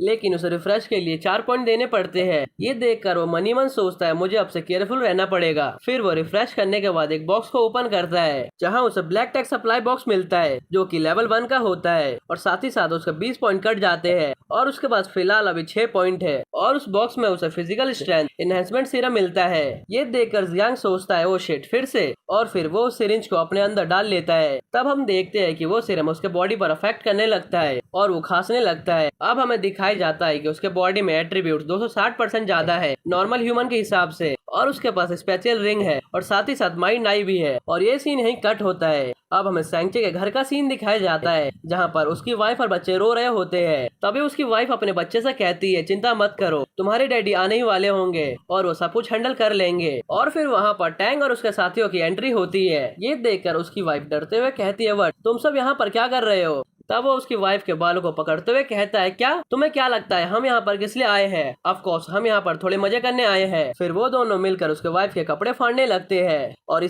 लास्ट एपिसोड में हमने देखा था सैंगचे जियांग के घर की तरफ निकलता है ताकि वो उसके सप्लाईज को ला सके, लेकिन रास्ते में ही उसे एक ज़ॉम्बी काट लेता है। फिर भी वो जैसे तैसे उसे घर के पास पहुंच जाता है। तभी उसके ऊपर एक ज़ॉम्बी अटैक कर देता है। तभी वहां पर जियांग आता है और उसे बचा लेता है। फिर वो उससे पूछता है कि सैंगचे आखिर तुम यहाँ पर क्या कर रहे हो? तब सैंगचे उसे पूरी बातें एक्सप्लेन करता है। ये सुनकर जियांग कहता है, ठीक है एक काम करो, सबसे पहले तुम आइसोलेट हो जाओ और मैं वादा करता हूँ कि मैं तुम्हारे वाइफ और बच्चों को प्रोटेक्ट करूंगा। अब हम देखते हैं कि जियांग निकल जाता है ताकि वो उसके वाइफ और बच्चों को प्रोटेक्ट कर सके। अब हम टैंग और उसके साथियों को देखते हैं जो कि सैंगचे के वाइफ के साथ बदतमीजी कर रहे होते हैं। तभी वहां पर उन सब का बॉस आता है जो उनसे पूछता है कि आखिर तुम सब क्या कर रहे हो? ये सुनकर टैंक कहता है, बॉस हम तो बस टाइम पास कर रहे थे। तब उनका बॉस कहता है, अभी हमारा काम नहीं हुआ और तुम सब अभी से ही कर रहे हो। ये सुनकर उसका साथी कहता है, तो क्या हुआ? ये तो हमने कितनी बार करा है। ये सुनकर उसका बॉस बोलता है, क्या तुम सब पागल हो चुके हो जो तुम करने का ट्राई कर रहे हो? अगर तुम इसके वाइफ और बच्चों को मार दोगे तो सैंगचे हमारी बात नहीं मानेगा और अभी तक हमारा टास्क कंप्लीट भी नहीं हुआ। एक बार सोचो, अगर वो सप्लाई लेकर नहीं आएगा तब हमारा क्या होगा? हमें खुद से बाहर निकलकर सामान लेने जाना पड़ेगा जिससे हम पर ज़ॉम्बी भी अटैक कर सकते हैं। और अगर तुम सैंगचे के बच्चे और वाइफ को मार दोगे तब वो हमसे भी फाइट करेगा जिस कारण हमें उसे मारना पड़ेगा। फिर वो बोलता है, अभी के लिए तुम सब शांत हो जाओ, लेकिन जैसे ही हमारा डील कंप्लीट हो जाएगा उसके बाद जो तुम चाहते हो वो तुम सब कर सकते हो बिना कोई हेसिटेशन के। ये सुनकर वो बंदा भी बोलता है, ठीक है फिलहाल के लिए मैं तुम्हारी बात मान रहा हूँ क्योंकि तुम्हारे बातों में दम तो है। मुझे सप्लाई के लिए बाहर नहीं जाना और वैसे भी बाहर बहुत ही खतरा है तो कौन ही पागल बाहर जाना चाहेगा। फिर वो सब वहाँ से जाने लगते हैं। तब टैंक सैंगचे की वाइफ को देखते हुए कहता है, मेरा वेट करना, मैं बस आता ही हूँ। इधर हम सैंगचे के वाइफ और बच्चे को देखते हैं जो कि बहुत ज्यादा डर रहे थे और वो दोनों बैठ कर रो रहे होते हैं। और ये सीन यहीं कट होता है। अब हमें शहर का सीन दिखाया जाता है जहाँ पर रात का टाइम होता है और ज़ॉम्बीज़ इधर से उधर घूम रहे होते हैं। तभी हमें जियांग को दिखाया जाता है जो कि कार में बैठा होता है और वो सेंची के वाइफ को बचाने ही जा रहा होता है। फिर वो ड्राइव करते हुए सोचता है, फिलहाल में मैंने अभी अपने अंदर एक इंजेक्शन को इंजेक्ट किया है जिससे मेरा पावर लेवल बहुत ज्यादा बढ़ चुका है। पावर के साथ साथ मेरा इंटेलिजेंस, स्ट्रेंथ, फ्लेक्सिबिलिटी, सिग्निफिकेंट और भी बहुत कुछ बढ़ चुका है। मतलब मोटा मोटा देखे तो मैं नॉर्मल इंसान से बहुत ही ताकतवर हूँ और मुझे किसी से डरने की जरूरत नहीं है। इधर हम जियांग का फेस देखे तो उसके अंदर बहुत ज्यादा कॉन्फिडेंस है, मतलब उसे किसी का भी डर नहीं है। अगर उसके सामने कोई भी आए वो उसे मार ही देगा। जियांग ये सभी बातें सोचते हुए जा रहा होता है। फिर हम देखते हैं कि जियांग अपने कार को बिल्कुल लहराते हुए बहुत सारे कारों के बीच से निकालता है। फिर वो बोलता है, कार तो बहुत ही बढ़िया है, सही हुआ मैंने एक ऑटोमेटिक कार खरीदा है, इसे कंट्रोल करना बहुत ही आसान है और मैं इसे बहुत ही अच्छे तरीके से चला पा रहा हूँ। इस कार को खरीदने का डिसीजन बहुत ही बढ़िया था, ये तो बिल्कुल मक्खन की तरह चल रहा है। फिर वो देखता है कि आगे बहुत सारे ज़ॉम्बीज होते हैं। ये देखकर वो अपने कार को थोड़ा साइड में लगाते हुए अपने कार से उतरता है और बोलता है कि शहर बिल्कुल आगे ही है, लेकिन मैं यहाँ से कार से नहीं जा सकता क्योंकि अगर मैं कार से जाऊंगा तो बहुत सारे ज़ॉम्बीज मेरी तरफ अट्रैक्ट होंगे जो मेरे लिए बहुत ही मुश्किल का काम होगा। ये सोचकर वो बोलता है, लगता है अब मुझे पैदल ही जाना पड़ेगा। जियांग इधर ये सारी बातें सोच ही रहा होता है, तभी उसे किसी के चीखने की आवाज सुनाई देती है और वो जैसे ही मुड़कर देखता है तब वो देखता है कि उसके ऊपर बहुत सारे ज़ॉम्बीज एक साथ अटैक करने आ रहे हैं। ये देखकर जियांग थोड़ा सतर्क हो जाता है। तब वो देखता है कि उसकी तरफ दो ज़ॉम्बीज बढ़ रही है। तब वो देखता है कि उन दोनों में से एक ज़ॉम्बी उसके सामने आ रहा है। ये देखकर जियांग उस ज़ॉम्बी को डॉज करते हुए उसके हाथों को अपने हाथों से लॉक कर लेता है और उसे उछाल कर फेंक देता है दूसरे वाले ज़ॉम्बी पर, जिससे दोनों ज़ॉम्बी एक साथ ही नॉक हो जाते हैं। इधर जियांग ने एक ही तीर से दो निशाने लगाए थे। फिर वो अपने हाथों को स्टाइल से फैलाता है जहां उसके हाथों में एक खंजर आता है जो कि उसने अपने बॉक्स से निकाला था ताकि वो इस खंजर की हेल्प से ज़ॉम्बीज को बड़ी आसानी से मार सके। ये सोचकर वो खंजर को लेकर आगे बढ़ने लगता है फुल स्पीड में ज़ॉम्बीज को मारने के लिए। फिर हम देखते हैं कि जियांग ने एक ही स्लैश में दोनों ज़ॉम्बी को मार दिया होता है जहाँ पर दोनों ज़ॉम्बी के गर्दन अलग अलग पड़े होते हैं। ये देखकर जियांग मन ही मन सोचता है, मेरा पावर तो सच में बहुत ज्यादा बढ़ चुका है, उस इंजेक्शन शॉट ने बहुत ही अच्छा काम किया है, मेरा स्ट्रेंथ और स्पीड बहुत ज्यादा बढ़ चुका है और इस लेवल के ज़ॉम्बी मेरे सामने बिल्कुल पानी कम चाय है जो मेरे लेवल के नहीं है। यानी मैं ऐसे हजारों ज़ॉम्बी को एक साथ मार सकता हूँ और साथ ही में मेरा सिग्निफिकेंट भी बढ़ चुका है। तब इस जियांग को एक वेव सुनाई देती है जो कि बहुत ही अजीब होती है। ये सुनकर जियांग बोलता है, शिट, ये तो ब्लॉक हो गया। फिर वो बोलता है, वो जो भी चीज है वो मेरे 800 मीटर के रेंज में है। तभी जियांग के स्क्रीन पर एक मिशन आता है जो कि एनकाउंटर का होता है, जिस मिशन को जियांग को कंप्लीट करना ही पड़ेगा। और ये सीन यही कट होता है। अब हमें एक बिल्डिंग का सीन दिखाया जाता है जहाँ पर बहुत सारे ज़ॉम्बीज खड़े होते हैं और वो उस बिल्डिंग में घुसने का ट्राई करते हैं। तभी कोई चिल्लाते हुए कहता है, डैम इट, हम सबको इन ज़ॉम्बीज ने घेर लिया है, अब हम क्या करें। अब हम बिल्डिंग का सीन देखते हैं जहाँ पर 4 लोग होते हैं जिनमें से एक औरत होती है और 3 लोग आदमी होते हैं। उन चारों में एक बंदा पुलिस वाला होता है जो अपने गन को बाहर निकालते हुए चिल्लाते हुए कहता है, जल्दी से कोई भारी सामान को लाओ और इस दरवाजे को ब्लॉक करो नहीं तो ज़ॉम्बीज आ जाएंगे। ये सुनकर वो दोनों सामान को ढकेलने लगते हैं। तब उनमें से एक बच्चा बोलता है, डैड, क्या हम सब मरने वाले हैं। तब वो आदमी बोलता है, नहीं, वो ज़ॉम्बीज इस बिल्डिंग के अंदर नहीं आ सकते क्योंकि हमने सारे डोर्स को ब्लॉक कर दिया है और अगर वैसे भी ज़ॉम्बीज अंदर आ गए तो हम दोनों तुम्हारे मदर के पास जा पाएंगे। ये बंदा उस बच्चे का डैड होता है और इसकी वाइफ पहले ही मर चुकी होती है। ये सुनकर वो बच्चा जोर से रोने लगता है। तब वो पुलिस वाला उस आदमी को डांटते हुए कहता है, सॉन्ग, ये तुम क्या कर रहे हो, बोलने से पहले कुछ तो सोच लिया करो। ये सुनकर वो आदमी बोलता है, अगर मैं सोच के बोलता तो अभी तक मैं एक मैनेजर होता, ना कि शॉपकीपर होता, समझे। ये सुनकर पुलिस वाला कहता है, सॉन्ग, तुम ऐसी बातें क्यों करते हो, इससे बस तुम्हारा बेटा डर जाएगा। तब वो आदमी कहता है, मैंने ऐसा क्या बोला, मैं तो बस सच्चाई की बातें कर रहा हूँ। ये सुनकर पुलिस वाला इधर उधर देखते हुए कहता है, ऐसा मत बोलो कि हम सब मरने वाले हैं, मैं यहाँ पर सभी को बचाने का ट्राई कर रहा हूँ और तुम ऐसे बातें कर रहे हो। वो इधर बातें कर ही रहे होते हैं तभी उन्हें बाहर एक शोर सुनाई देती है जो कि एक गनशॉट का होता है। ये सुनकर तो वो सब डर जाते हैं। फिर वो देखते हैं कि बाहर जितने भी ज़ॉम्बीज खड़े होते हैं वो एक एक करके गिरने लगते हैं। तभी उन्हें गनशॉट की आवाज सुनाई देती है और उनके ठीक सामने खड़े ज़ॉम्बी के सिर में छेद हो जाता है। ये देखकर तो सभी लोग डर जाते हैं और वो बच्चा डर के कारण नीचे गिर जाता है। अब वो देखते हैं कि बाहर सिर्फ शांति होती है, यानी वहाँ के सारे ज़ॉम्बीज खत्म हो गए थे। ये देखकर पुलिस वाला कहता है, जल्दी से दरवाजे पर जितना भी हैवी सामान है उसे साइड करो, मैं जाकर बाहर देखता हो कि आखिर हुआ क्या है। ये सुनकर वो दोनों बाप बेटे मिलकर सामान को हटाने लगते हैं। तब वो पुलिस वाला उन्हें शांति से सामान को हटाने के लिए बोलता है, नहीं तो उनकी आवाज सुनकर और सारे ज़ॉम्बीज़ आ सकते हैं। अब हम देखते हैं कि वो सब सामान हटाकर गेट से बाहर निकलते हैं और धीरे धीरे कर बाहर के नजारे को देखते हैं, जहाँ पर सारे ज़ॉम्बीज़ मरे पड़े होते हैं। ये देखकर सोचते हैं आखिर ये काम किसका हो सकता है। इतने सारे ज़ॉम्बीज़ को अकेले मारना ये कोई नॉर्मल इंसान का काम तो नहीं हो सकता। तभी उसका बच्चा चिल्लाते हुए कहता है, कहीं ये काम म्यूटेंट का तो नहीं है, म्यूटेंट ही ऐसा कर सकता है। ये सुनकर उसका फादर उससे पूछता है आखिर ये म्यूटेंट क्या होता है। तब वो बच्चा बताता है कि म्यूटेंट वो होते हैं जो नॉर्मल ज़ॉम्बी के स्ट्रॉन्गर वर्जन होते हैं और वो बहुत ही ताकतवर होते हैं। ऐसा मैंने गेम्स और मांगा में पढ़ा था। ये सुनकर उसके फादर बोलते हैं, गेम्स और मांगा? तभी सोचो तुम्हारे पढ़ाई में इतने कम मार्क्स क्यों आते हैं, तुम पूरा टाइम यही काम करते रहते हो, इसलिए तुम पढ़ाई भी नहीं करते। ये सुनकर पुलिस वाला कहता है, सॉन्ग फिर से तुम ऐसी बातें करने लगे, हम अभी कैसे हालात में फंसे हुए हैं और तुम उसे डांट रहे हो, वो भी उसके एग्जाम के मार्क्स के लिए। क्या तुम्हारे अंदर कोई इमोशनल अटैचमेंट है कि तुम ऐसी बातें कर रहे हो? जल्दी से अपने आसपास देखो कि कहीं कोई ज़ॉम्बी हमारे ऊपर अटैक ना कर दे। और फिर वो आगे जाते हुए कहता है, सभी लोग अपने आसपास में सराउंडिंग को देखते रहना, नहीं तो कोई सा भी ज़ॉम्बी हमारे ऊपर अटैक कर देगा। और हो सके तो अपने आप को चौकन्ना रखना ताकि हम सब सेफ रह सके। अभी हमें बेस पर भी जाना है। अब वो सब एक गली में आकर रुक जाते हैं और वो सब जियांग को देखते हैं जो कि सामने खड़ा होता है। इधर हम जियांग को देखते हैं जो कि अपने स्क्रीन को ओपन करके स्क्रीन में लगा हुआ था और अपने मिशन को देख रहा होता है। उसने अपने इनकाउंटर मिशन को कंप्लीट कर लिया था जिससे उसे 5 पॉइंट मिले थे और फिलहाल में उसके पास टोटल 11 पॉइंट है। इधर वो चारों लोग छुपते हुए सोचते हैं आखिर ये है क्या ये कोई इंसान है या फिर कोई ज़ॉम्बी है। तब वो बच्चा चिल्लाते हुए कहता है, मैंने कहा था ना ये एक म्यूटेंट है, मेरी बात मानो ये एक म्यूटेंट है। ये सुनकर पुलिस वाला कहता है, नहीं मेरे हिसाब से तो ये एक सर्वाइवर लग रहा है जो कि हमारी तरह ही बचने का ट्राई कर रहा है। तभी जियांग उस बच्चे की बात सुनते हुए कहता है, म्यूटेंट तुम तो बहुत ही सपने देखते हो,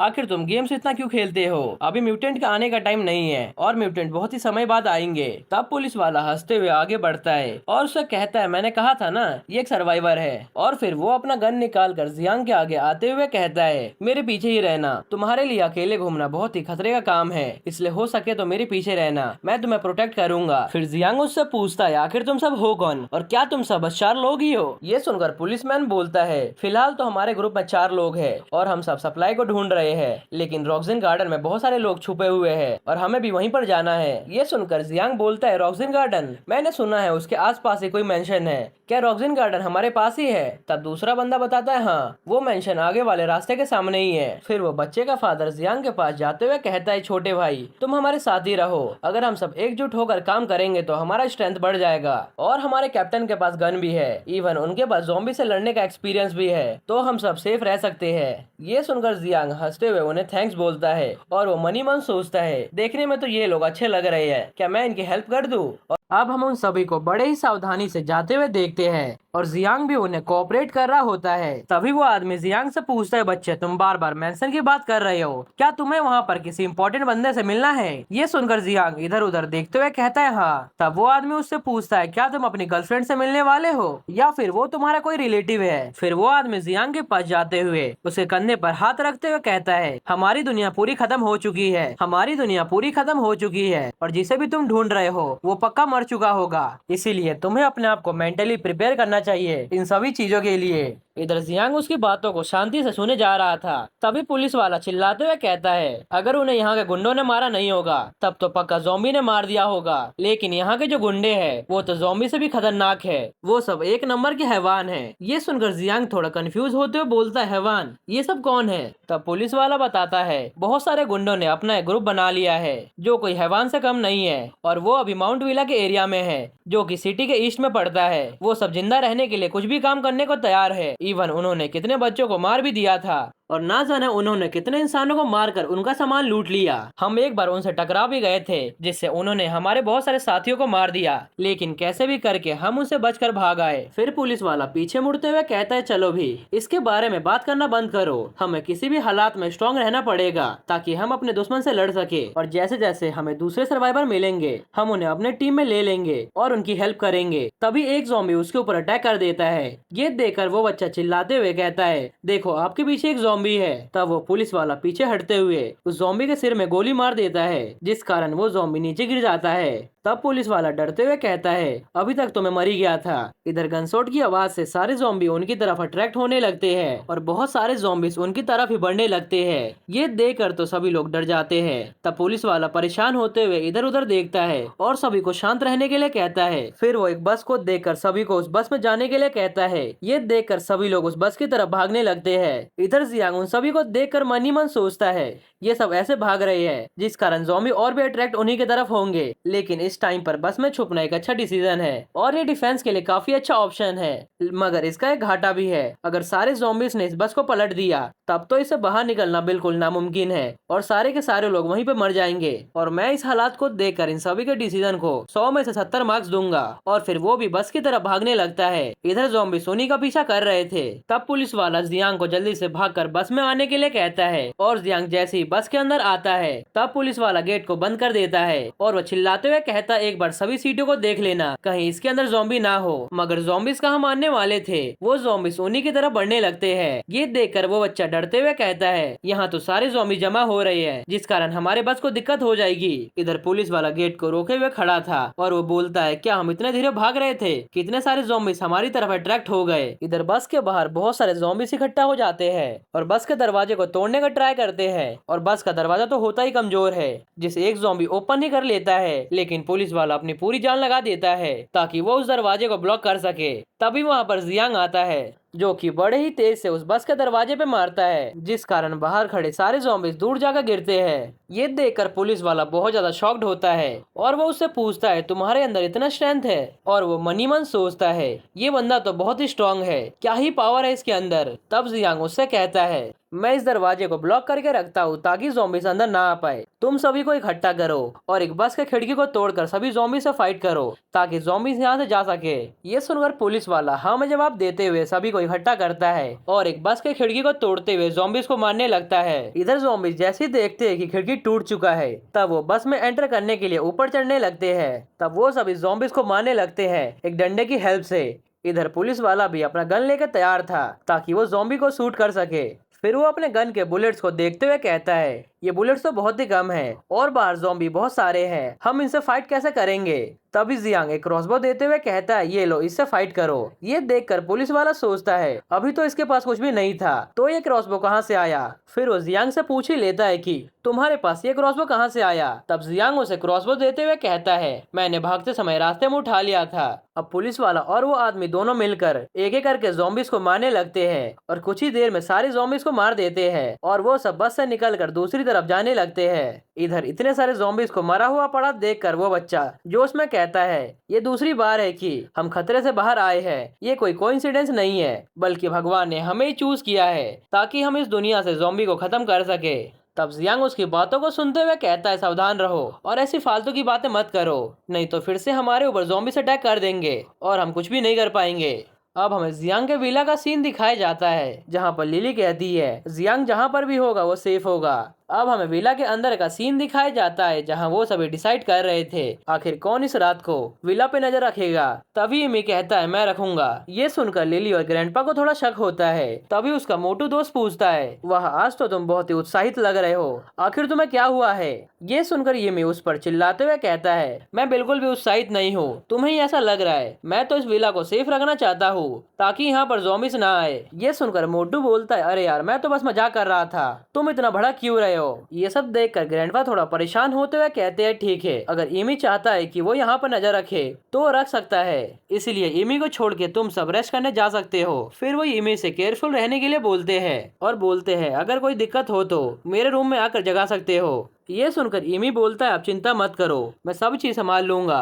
अब इमी टेरेस पे चढ़ के निगरानी करने लगता है। फिर वो बोलता है, टाइम हो चुका है, लगता है सारे लोग सो चुके होंगे और मेरा काम करने का टाइम आ चुका है। फिर वो अंदर जाते हुए कहता है, टाइम वेस्ट करने का टाइम नहीं है, मुझे कैसे भी करके यहाँ का समाधान करना पड़ेगा जियांग के वापस आने से पहले। और फिर वो ग्रैंडपा के रूम में जाता है और उन्हें छुप कर देखने लगता है। इधर ग्रैंडपा आराम से सो रहे होते हैं बिल्कुल निश्चिंत होकर। और इसी के साथ ये एपिसोड यहीं पे खत्म हो जाता है। आई नो ये चैप्टर बहुत ही छोटा है, लेकिन मैं इसमें क्या ही कर सकता हूँ। एनीवेज, अगर आपको ये वीडियो थोड़ी सी भी पसंद आई हो तो वीडियो को लाइक जरूर करना और हाँ, सब्सक्राइब करना मत भूलना। ओके, तो मिलते हैं नेक्स्ट एपिसोड में।